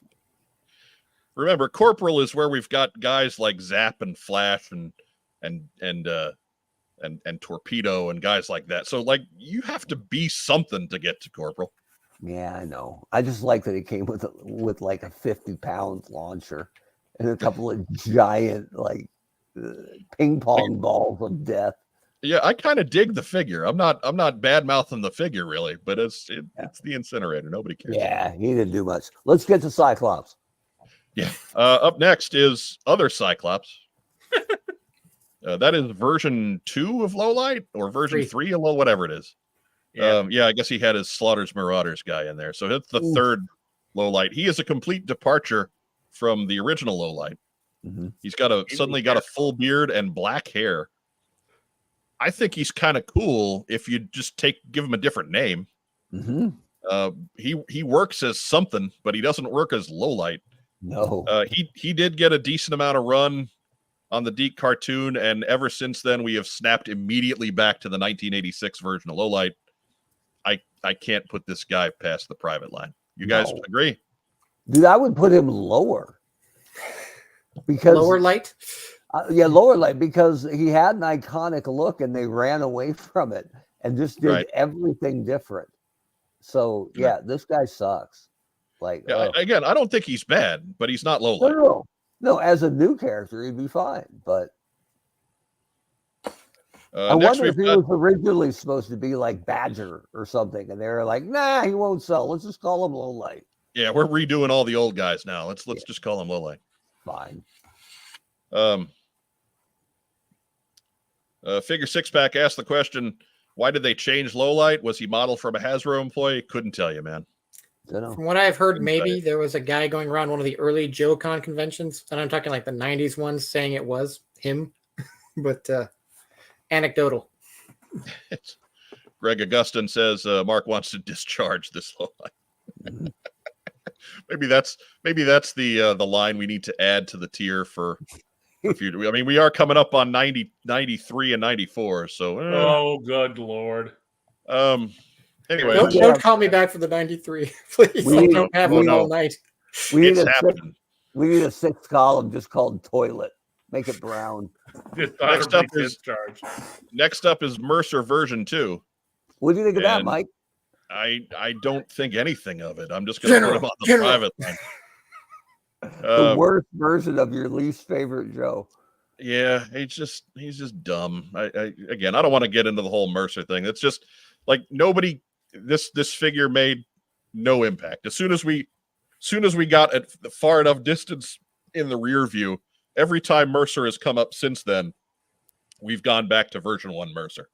So this guy, again, apologies if this is your childhood version of the character. There's no real impact there.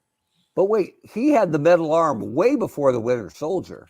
That he did. He have it before Cable? 91? No. Okay. No. Cable popped up in the late 80s the first time, I think. So he's a Cable ripoff. Right. Next up is Red Star in a somewhat dimly lit photo from Phil. Oh, wait. You're supposed to color balance. Look, you can white balance on me if you need to. Right. But Red Star is a guy who deserves a little bit of discussion. So, Mark Weber, let's start with you. Where do you think Red Star falls? I don't honestly remember where we saw him. Was he in Deke a little bit? Yes. He a little bit. He did pop up there. He was not called Red Star, though. What'd they call him? Firefly notes that Colonel, then whatever his last name's file card. He was Colonel Breckhoff in the Deke cartoon, and he did get a decent amount of screen time. I think a lot of screen time is overselling it a little bit. He did pop up more than once, though. I've kind of blanked the whole Deke cartoon out of my memory. Like, most of these guys were season 2, which was the worst season. But I've seen maybe 30 seconds total out of the Deke cartoon. I'm a sucker for anything October Guard, so if he got a little bit of run at all, I think that might be enough to bump him out of private, but no further. Right. I don't remember him showing up in the comic. He did in the Star Brigade arc. Yes. Oh, did he? Okay. Yes, very briefly. I try and block that out. Phil Donnelly, where do you put him? I would probably put him at Corporal. Because, he was in the cartoon. He was in the comics. And I think it was Colonel Kremov, not Colonel Breckhoff, because his file card name is Kremov. And for some reason, they just didn't want to call him Red Star. But okay. Yeah, he did show up quite a few times. He was one of those more recurring characters in that segment of the cartoon. Because for some reason, season 2 of Deke, they kind of rotated through a cast through the season. So you had your mainstays at the beginning, and then middle and end. Right. And he was a mainstay for a little bit. So I put him Corporal. Yeah, I think that's fair. Ragtime Rob, do you agree? Yeah. Because I always pictured him. I know when they reintroduced, after they killed off the original October Guard, and they brought in the new crew for a story, the leader of the new October Guard was someone who was very similar to this guy. Like if you look at the file card for Red Star. Well, there was a line in the Star Brigade is, why do you look exactly like Colonel Breckhoff? And he just sidesteps that answer. Yeah. But was like I said, the head of the new October Guard was I believe a captain in the naval infantry, like Red Star is. So there you go. And key difference: Red Star is actually Ukrainian. I believe that's correct. Torpedo 83. Again, if you want me to post comments, I will. You just got to tell me. I just did. Torpedo 83 notes he's Ukrainian, isn't he? Isn't that worth something? I mean, I guess, but I mean, from standpoint of what we're doing here with this tier list, not really. I think he's solidly on the corporal line. I think the impact is there, if limited. He was at least kind of important for a little while, if not since. Yeah. Moving forward, we got Sci-Fi version 2. Again, decent figure. He's got some wacky ass gear. Yeah. I remember Star Brigade Sci-Fi doing more than this one. Right. He just didn't make an impact in this one. We tend to go to either the Star Brigade one or back to version 1 when we talk about Sci-Fi, and this guy doesn't get a whole lot of run. So I'm just going to drop him down here with his buddies Dusty and Grunt and Lowlight on the private line. He does illustrate the importance of the hyphen, though, because it's the difference between wacky ass gear and wacky ass gear. So, right. That hyphen placement is important. Absolutely. Up next is Snake Eyes. And Snake Eyes, for all of the remakes in this one, I have encountered folks who will fight and die that this is their favorite. This is the hill they will die on. This is their favorite Snake Eyes. I think those people are crazy, but hey, taste is subjective, and I can't really criticize that one too bad. So, guys, where do we put 1991 Snake Eyes? I can argue for Sergeant. I can argue for better than that. I could too, but I tend to downplay just so people don't yell at me. I think Sergeant is the floor. I think, right? Certainly Yeah. go lower. But I think most people, even if this isn't your dead-on favorite, this is the third most popular Snake Eyes overall, don't you think? No. You have to remember, early 90s, this was the Snake Eyes everywhere because he was on like all the merchandise. He had his own dress-up set. He was in the Hall of Fame figure. He was in the comics when they renamed it Snake Eyes and the Ninja Force featuring G.I. Joe. He was in the Deep cartoon. Right. And he's had remakes of this design, including 3-0 not a month ago. Right. Firefly notes he had a Hall of Fame figure, which was a big deal in 1992. I mean, guys, it's not my third favorite Snake Eyes, but I would argue that Mark's statement is correct. He's probably the third most popular. He probably does edge out that 89 Snake Eyes, yeah. Yeah, because they didn't do anything with that 89 Snake Eyes. I think this dude goes all the way up to the top. I think that this is a very impactful look for this figure, for this character, who is the most important character in the entire line. Somebody convinced me otherwise. No, I can't believe we got a general out of 1991. Yeah, and it's not the general. It's Snake Eyes, so asterisk on that. Like, it's Snake Eyes, for Christ's sake. But the guy who was popular enough to have a movie named after him, such as Not really. I mean, that's a pretty general use of the term movie. Sure, but we're not seeing Heavy Duty, the movie, so you get what I'm saying there, right? Hey, spoiler, you're not seeing Snake Eyes 2 either. No, not anytime soon. Nope. But I think version 4 Snake Eyes gets the general line. I got no problem with that. All right. Rock Time Rob, you're the Snake Eyes guy. You may be right. Like I said, I'm not a fan of this particular look. But I like that he's got some color for him for a change. I don't mind the color. I wish the weapons weren't all neon orange. Yeah, the weapons really throw me out. But the weapons are pretty goofy on that one. But the figure itself isn't so bad. Figure itself isn't so bad. I kind of dig the figure. That brings us to Snow Serpent version 2. I'm just going to go ahead and chuck him on here because again, Cobra like troops. Cobra troops are just kind of. I think we're going to be on a run of privates here. Yeah, it's going to be tough. Up next, up next is Tracker. Remember, that's the guy who's better than Snake Eyes and Spirit combined. So we're going to move him up to the Super General line. Right. Oh, wait, we don't have one of those. I'm just going to go ahead and put him back. He wraps all the way back around. You know, for the love that we have given the other original characters from 1991, the Big Ben love and the Heavy Duty love and the Red Star love, we can give none of that love to Tracker. Because he made no impact. None. I think he showed up on an episode of Deke.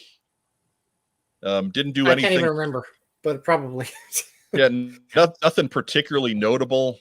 He had a kind of neat inflatable accessory. Right. But he's a private.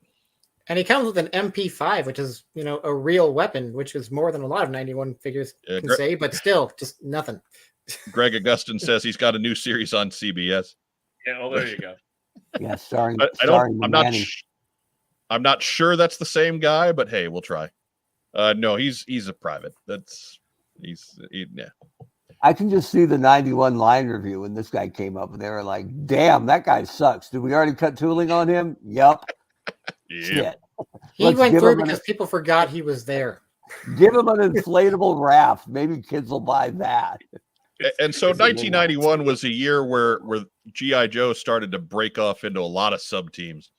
So I did the same thing with our rank. I haven't done that with previous years, but it was just starting to get too cumbersome. So now we move into our group of 4 air commandos or sky command or whatever they're called. But first up is Cloudburst. I'm just going to go ahead and pop him on here. There you go. See Mark, second line. And then we got the Night Vulture. And he's going to go worse. here. Come on. Night Vulture stealing Snake Eyes style. right? And then we got the Sky Creeper leader. It's going to go right there. And then we got Skymate. Pink hat. Skymate was kind of fun in Deke. I'm not gonna lie, just having a random Australian guy around. Who has Right. boomerangs. He's got some kitsch appeal. Folks have latched onto him, and I apologize to our friends in Australia who love him, but he's going to go right there. Up next Not wearing sweatpants. is Cesspool. Hasbro exec Vinny DeLiva himself.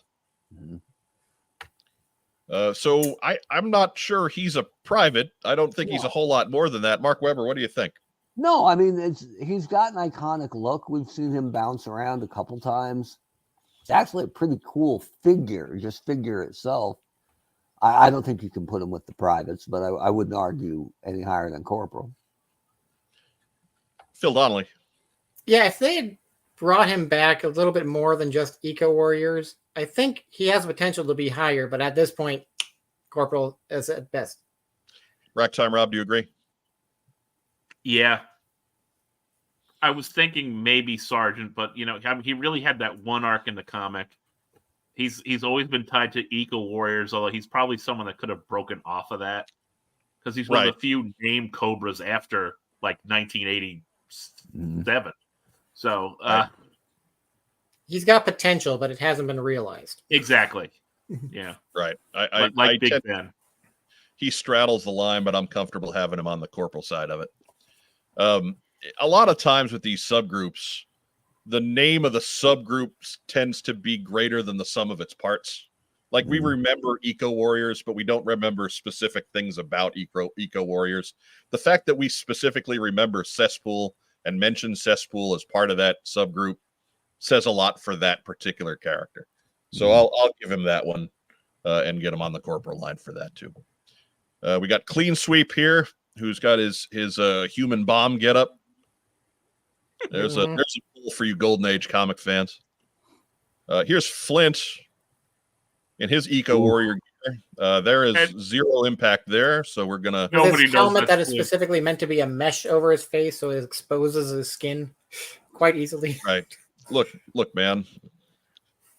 Technology was tough back then. We can't. So he gets a hockey mask instead. It's telling that this made such an impact on the character of Flint that they almost immediately moved him back into a non-subgroup role. Like we got Desert Paratrooper Flint very soon afterwards. After 6 years of no Flint at all, they moved off of it. They moved off of Well, it's true. They moved off of Eco Warriors Flint pretty quickly. Yeah. Then we got Ozone, the guy I almost forgot, and I think that says a lot. He was the Eco Warrior I had as a kid.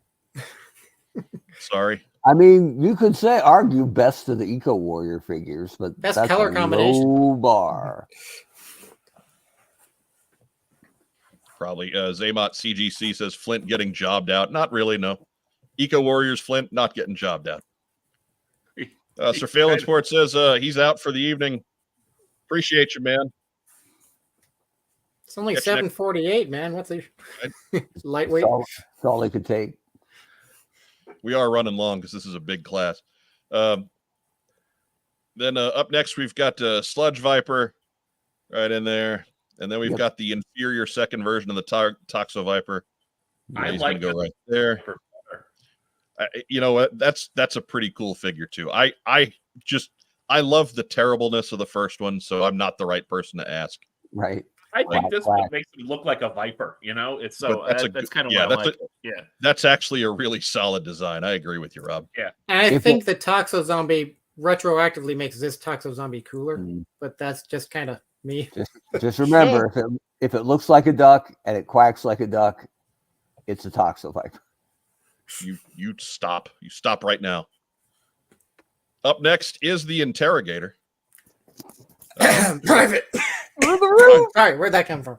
He is Mark's favorite, and I realize now that every time he brings up the Footloose waist piece being big and bulky, I can now talk about Interrogator's giraffe neck. What? So, I mean, just a thought, just throwing that out there. Can we talk about the balls of a guy with a gigantic neck to go, I think I want a little helicopter strapped to my back? I mean, come on. Strapped to his crotch, sir. He did come with the battle copter. He is look, for what it's worth, I agree with Mark. This is a well-designed figure. He's got a role that was not fulfilled at that point. He's a unique character in the Cobra ranks, which was pretty rare at this point, and they did nothing with him anywhere. Hearts and Minds. They got an issue of Hearts and Minds. A really good issue. Very true. But is one issue of a comic book enough to get you off the private line? Yes. He's not Phil going Donnelly. down. You can't put him with all those No. jabronis. Come on. Oh, Phil. Rob, Rack Time Rob. Come Mark, on. I'm sorry. Most of the time I forget he exists. You can't put him with those private jabronis. Come on. I don't remember a Hearts and Minds Desert Scorpion issue. Come on. I'm You know not what? saying he's a general. I'm saying he's better than a private. You know what? Hearts and Minds Desert Scorpion probably would have been a wonderful read. But I think that, yeah, having one spotlight issue with your name in the title. It's one more than these other clods. Right? Yeah, I'll put him on the corporal line, if only to keep Mark from yapping about it for the next That's 8 all years. I'm saying. Look, I don't think it's too much for me to I don't have to beg for the guy to be a corporal, especially with this NWO Wolfpack arrangement of privates down there. that's I will just gonna say get deeper. he is a figure who's had 3 incarnations now, and they all broadly look the same. So maybe there's something to that. Because he's Right. perfect. Just change the colors. Again, he's a well-designed figure, but that's not what this is about. Figure 6-pack S. What was Interrogator's gun? 3 electrical prods? Yes. No, it Egg was beater. actually a deluxe egg beater. Ooh. I thought it was one of those claws you use to grab stuff on the floor because he has a bad back. Never. Now I don't know that this is a compliment, but never reused for anyone else. Nobody else ever had that gun. There's a reason for Everybody thought better of it. It's a reason. It was used to grab peaches off of tall trees. That's when he used the battle cop before he'd fly up and get the peach. And Right? that. Anyways, we have his all opposite number major altitude. No. Perhaps Private. most notable for his giant helmet. That he Would've stole been from a- Wild Card. Would have been a much better figure in a different colors. That green on green, just no. I think Now, green- for the What record, about like orange on blue? we're into the Sonic fighters here, and Here we go. I did not put cool backgrounds to them. That is just their gigantic backpacks taking up the entire thumbnail. Honest to God. Look, we can save ourselves a lot of discussion. None of these guys made any kind of impact. They range from being okay to hideous. Oh, I think Viper looks great, but yes, no impact. I wish there was more of that Viper. So I'm just going to go ahead and slide them in one at a time. I do like that dial tone. I don't care one way or the other about Blaster there. The Lamprey is terrible. I'm sorry, Dodger. Law's not a bad figure, but again, he's got that gigantic backpack. Tunnel Rat we have talked about before. I just picked one up recently. Love that figure. But it's not a, yeah.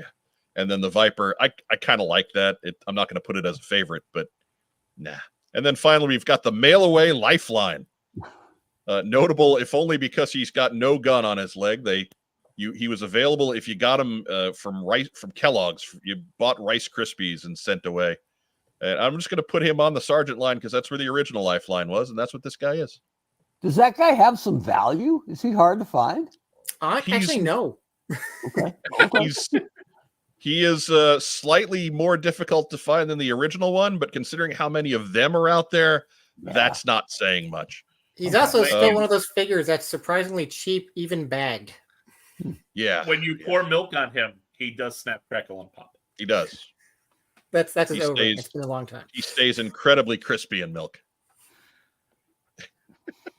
I know there's people out there asking for the Toxo Zombie. He's the next year. Yeah, he's Yeah, 92. 92. So I'm pretty sure you can get that lifeline with tickets at Dave and Buster's locations. Probably. Pretty sure. Yeah. Probably. There were some at Chuck E. Cheese, if that's what you're thinking, but I don't think it was necessarily that lifeline. But I am downloading an image there now. We're going to save that for posterity. There is Definitive. the bleak and definitive Jeez. character Just GI like Joe the character year list is. for 1991. I can't believe that you guys want us to do the entire line because it doesn't get a whole lot better from here. We have 28 privates and 9 not privates. That's a tough year, man. I would like to point out 92 is the last year you're going to get any figures who even showed up in Deke, and that's not all of them in 92. And then you have no cartoons after, so it is very much downhill from here. Yeah. Were there no drivers at all this year? The only vehicle drivers were the Battlecopter guys. Man. I think Vehicles 92 had stopped. none. Yeah. Aside from There like were- the commandos and battlecopters. Vehicles stopped coming with drivers in effect in 1991. Man. It came back in 93 though. Right. This is harrowing, but again, folks demanded it, so we decided to do it. There you go. We are, if nothing else, we are slaves to the community that we have created. Bingo. Dave McDonald does give us a bright spot in that Star Brigade toll booth is still to come. Thank God for that, Dave. Yeah. Thank you for showing us the bright side. But Star that Brigade is toll booth made out a lot better than Street Fighter toll booth. right. Yeah. Yeah, he just torn sleeves was the only difference. So whatever. That hard hat helped him stay in the round an extra 10 seconds. They just glued the hard hat onto an E Honda.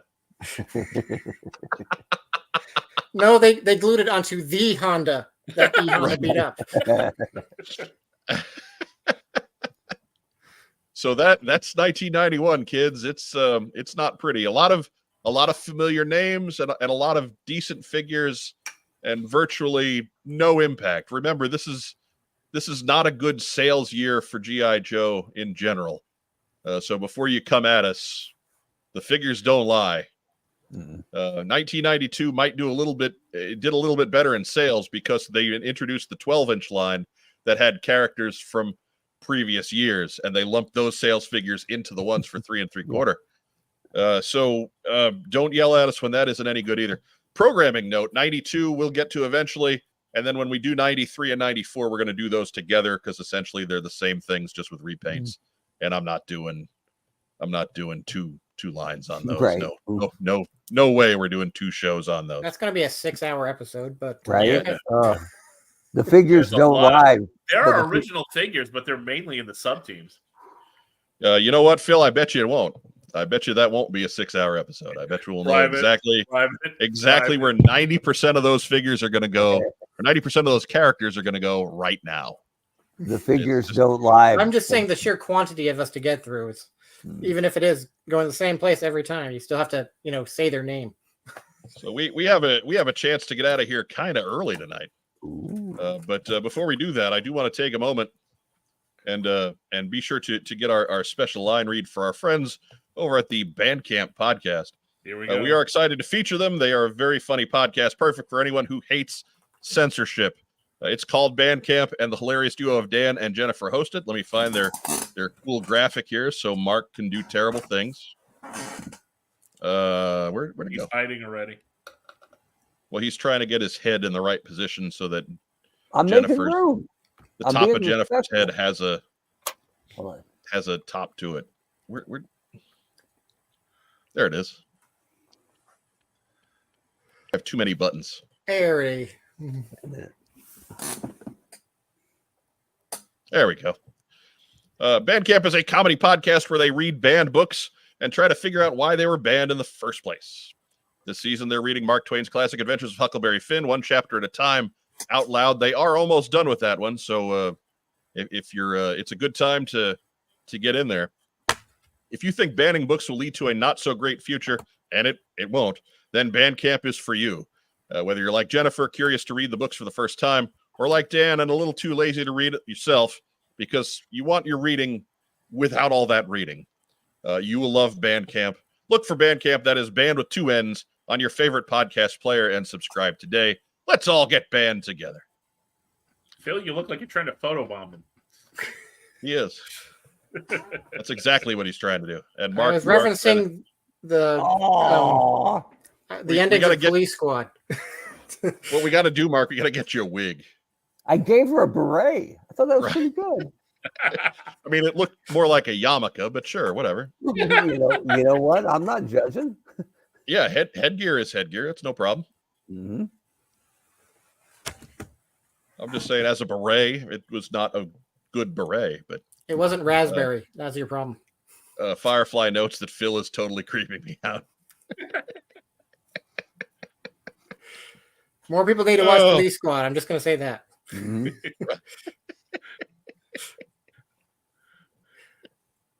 So, they'd all be frozen like this, and it'd be like a chimpanzee in the back going bananas. I don't want to do a full what we got in segment, but Racktime Rob has what everybody got in this week.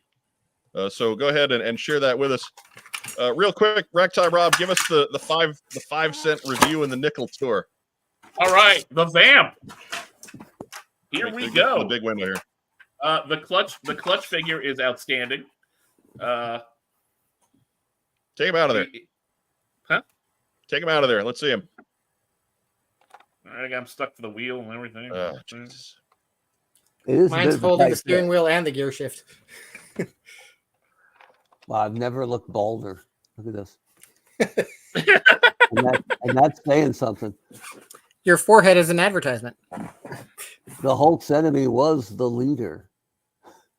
And now it's marked with the QR code. All right, but yeah, here's Clutch. Yeah, he's also got a shotgun and a helmet that makes him look like a robotic Ninja Turtle. Excellent. He's got an Errol Flynn mustache for some reason.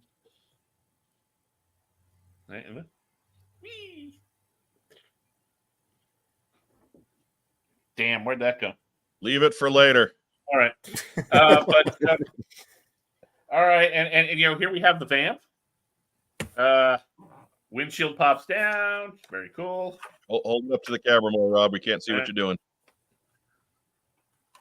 You can drop the windshield down. You can pop the hood up. There's all sorts of little accoutrements that clip on there, like the shovel and the axe in the back, gas cans. The machine guns will separate from the mount, and they have ammo cans, which has been the source of some consternation, I know. Mm-hmm. So there's a little tip I picked up some YouTube video online. Set them up like this, and they fit beautifully, and they stay in there too. So, yeah, I can't. Again, that fits so well that I can't believe that wasn't what they intended. I'm sure it was, but like I said, if you look at the instructions to the Vamp, they make no effort to tell you to do that. They basically say, just throw the ammo boxes on the back. It's worse that there's an arrow down for them, like you're plugging it into something instead of just gently placing it on the. Yeah, it's terrible. So that is nothing approaching the.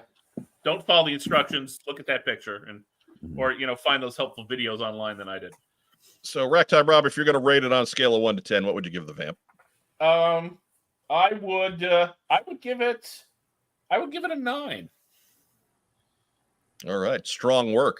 Really, the ammo thing is the most annoying thing about it. Everything else is really top notch. I'd have to say. Phil Donnelly, if you're going to go 1 to 10, what would you give it? Yeah, I'd probably put it up as a 9 also. It's really strong. All I have is just some minor quibbles. Yeah. Which, in the grand scheme of things, it doesn't hinder, the play value, really. If you got a piece of tape, you can fix the gas tank issue. Like, it's the not gas going to... tank's no more of an issue than it wasn't on the original toy, so. So, yeah. I wish there was a place I could store the helmet when he's not wearing it, but whatever. I mean, that's now. Is it a helmet or is it a separate head? It is a helmet. Okay, because I haven't opened mine yet, so I have not spent a whole lot of time with the Vamp. Mark Weber, how about you? You got yours yet? Yeah, I got mine, and I wouldn't trust this guy to drive it, right? But go get him, Cap. Ah! He's got bad peripheral vision. He does. At least put the empty helmet on his stump. He suffers. He suffers from the night blindness. It's really good, but you got to take some points off here. The winch rope being white is it's ticky tack, but it makes it look like a toy. The cannon is a nightmare.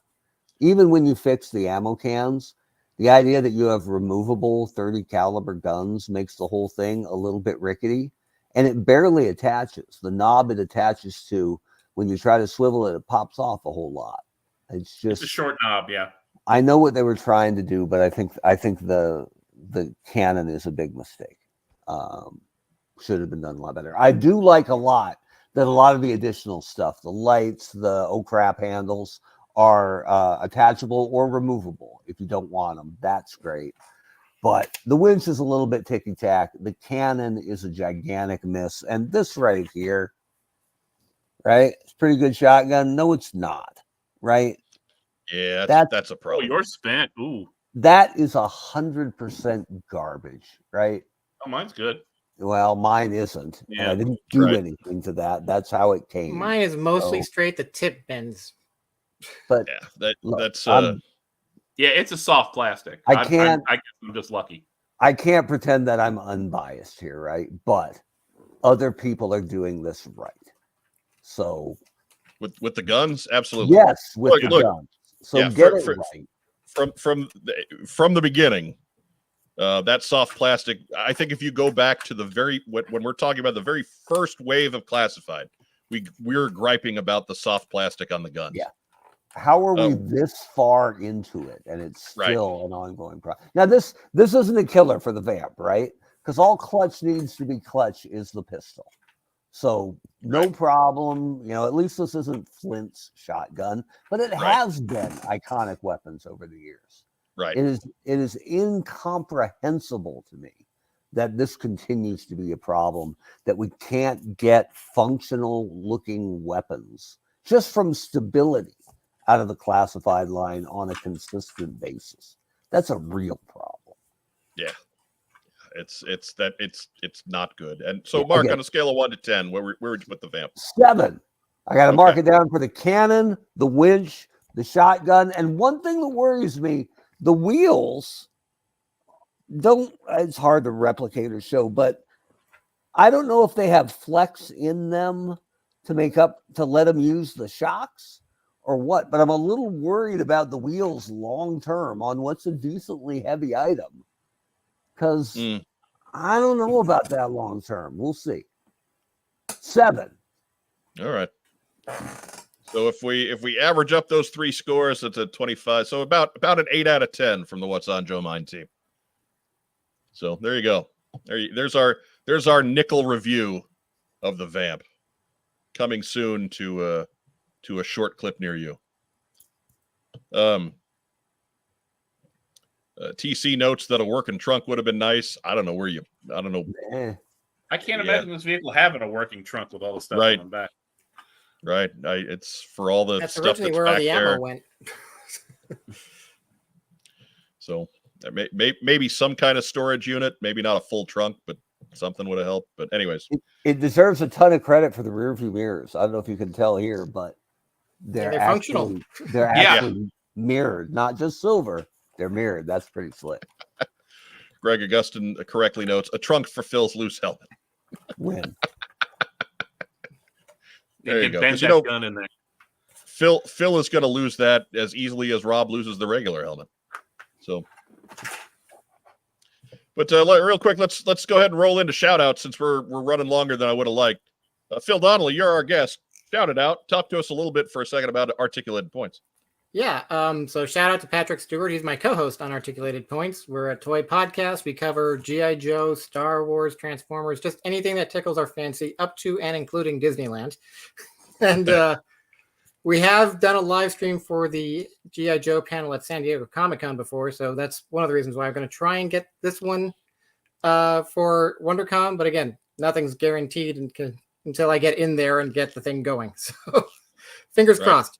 But So subscribe to Articulated Points, and then follow their social media, and they will certainly keep us on top of that situation. absolutely. Dave McDonald asked, would we do a definitive year of vehicles?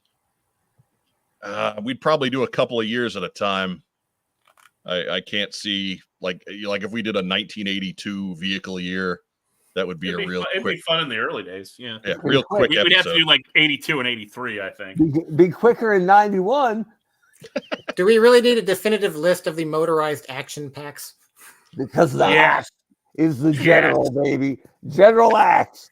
Yes. The Dreadnought axe. Who else we shout out to, Phil? The rest of the What's on Joe Mindcast for repeatedly letting me back on here and never learning their lesson. We dummies. That's it. Oh, just like that.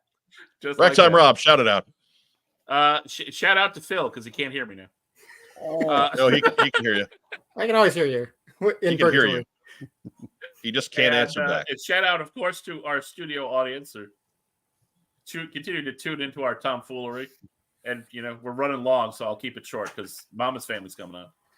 Mm-hmm. The Mama's Family block is coming on.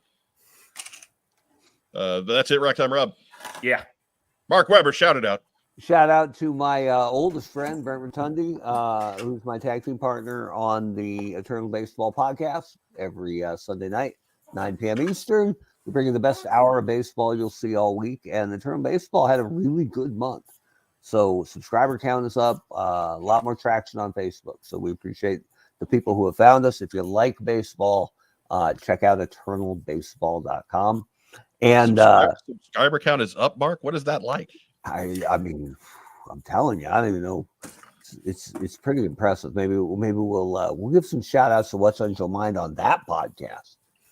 Right. And we'll get the whole synchronicity going. It's going to be great. And a friend of mine from preschool found me on Facebook this week. So shout out to Binky Weston. Good for you. Mark has friends from preschool. Yeah. I can't even remember where I went to preschool. I just know that it happened. Binky Weston used to rock a fire engine red Rolf Muppets dress as like a 5-year-old. And that's a statement. So fair enough. Salute. Fair enough. Shout out to Cyclops for stopping by. Right. Actually not a bad figure. No. I mean, for all the grief we give Cyclops, he's really not that bad. We just make him sound that way because Mark is here. Yeah, the external yellow underpants are always a bad look, but right. We'll Nobody's perfect.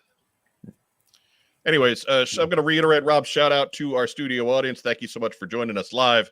If you're catching us on Facebook tonight, be sure to give us some kind of a reaction. Give us a thumbs up, give us a heart, give us a little huggy guy. We do love little huggy guy. That is what makes that whole algorithm roll on Facebook. There's something going on over there with coins or whatever. We don't care. We just got $2 out of Facebook this month. We know we're taking them for what they're. We're coming for you, Zuckerberg. How does that split 4 ways, by the way? If you're checking us out on YouTube tonight, remember that is the way you can help us out the most. Be sure to go ahead and hit like in that corner and subscribe in that one. Share us in all of your social media circles, whether that's Reddit threads or Discord servers or Facebook groups. Share us wherever you talk about G.I. Joe with your G.I. Joe friends and loved ones. Because we really need some help growing this thing. We're good. We've built a nice little community here. We wouldn't mind building it a little bit bigger. And so that's the way you can help us out the most. About 20% of you watch every week and don't subscribe, and that just blows my mind at this point. I tell you, man, we don't have to get real big before I quit talking about subscriptions altogether. We really don't. But we have to be better than 1,400. So let's just get rolling on that, folks. Come on. Mm-hmm. Give a shout out to, of course, Phil Donnelly helping us out on the tier list. Big round of applause for Phil. Woo! Remember to subscribe to Articulated Points and all of their social media as they got big doings going on coming up at the end of the month, we hope. Of course, to Racktime Rob and to the Honcho Mark Weber. Give a shout out to our friend Brian Lower, the Hood of Cobra Commander 788. He is home from parts abroad today. So welcome back, sir. I lost money in that they let him back in the country. I was fully anticipating them refusing re-entry. But you know, he's beaten the odds again. He's beaten the odds before. He'll do it again. Give a shout out to our wonderful friends and sponsors at Kokomo Toys. Real quick, we'll sing the theme song. Kokomo Toys. Kokomo Toys. And of course, to really anybody watching us, we appreciate you. Thanks so much for joining us. Remember, if you've got something that you want to share with the show, share with the community, our email address is good for all of that stuff. It's really the best way to get a hold of us for show related content. You know, the other we check social media some, but it's not always the most conducive for gathering that stuff together. So you definitely want to get our attention. What's on joemind@gmail.com. That's letters for the post sock, customs you want to share, what we got in halls that you want to share. We've had all these things happen for us before. And of course, community calendar entries. You got a local show that you want to promote. That's the email address to send it to. What's on joemind@gmail.com. And that's it. This is relatively short for us, so I won't beleaguer the dead horse any further. As our friend Vagon likes to say, stay safe, and if you can't, be careful. Be sure to tune in next week at 9:05 Eastern for another episode of What's on Joe Mind here on the Superstation. We'll be back with you next Tuesday. I'm lining up a guest, but I don't have confirmation on it yet. Sorry, I like to let you guys know in advance, but we'll probably find out later tonight because that's the way these things work. Anyways, have a great rest of the week. Yo, Joe. Beer. Oh boy. Did you hit it, or are you just to the right of it? He's shooting around the corner. Yeah, try moving a little to the left. Try it again one more time. There you go. Wait, maybe. Look, it's not my fault. It's not making the sound, Mark, so clearly you're not hitting it. Hey, that's there it is.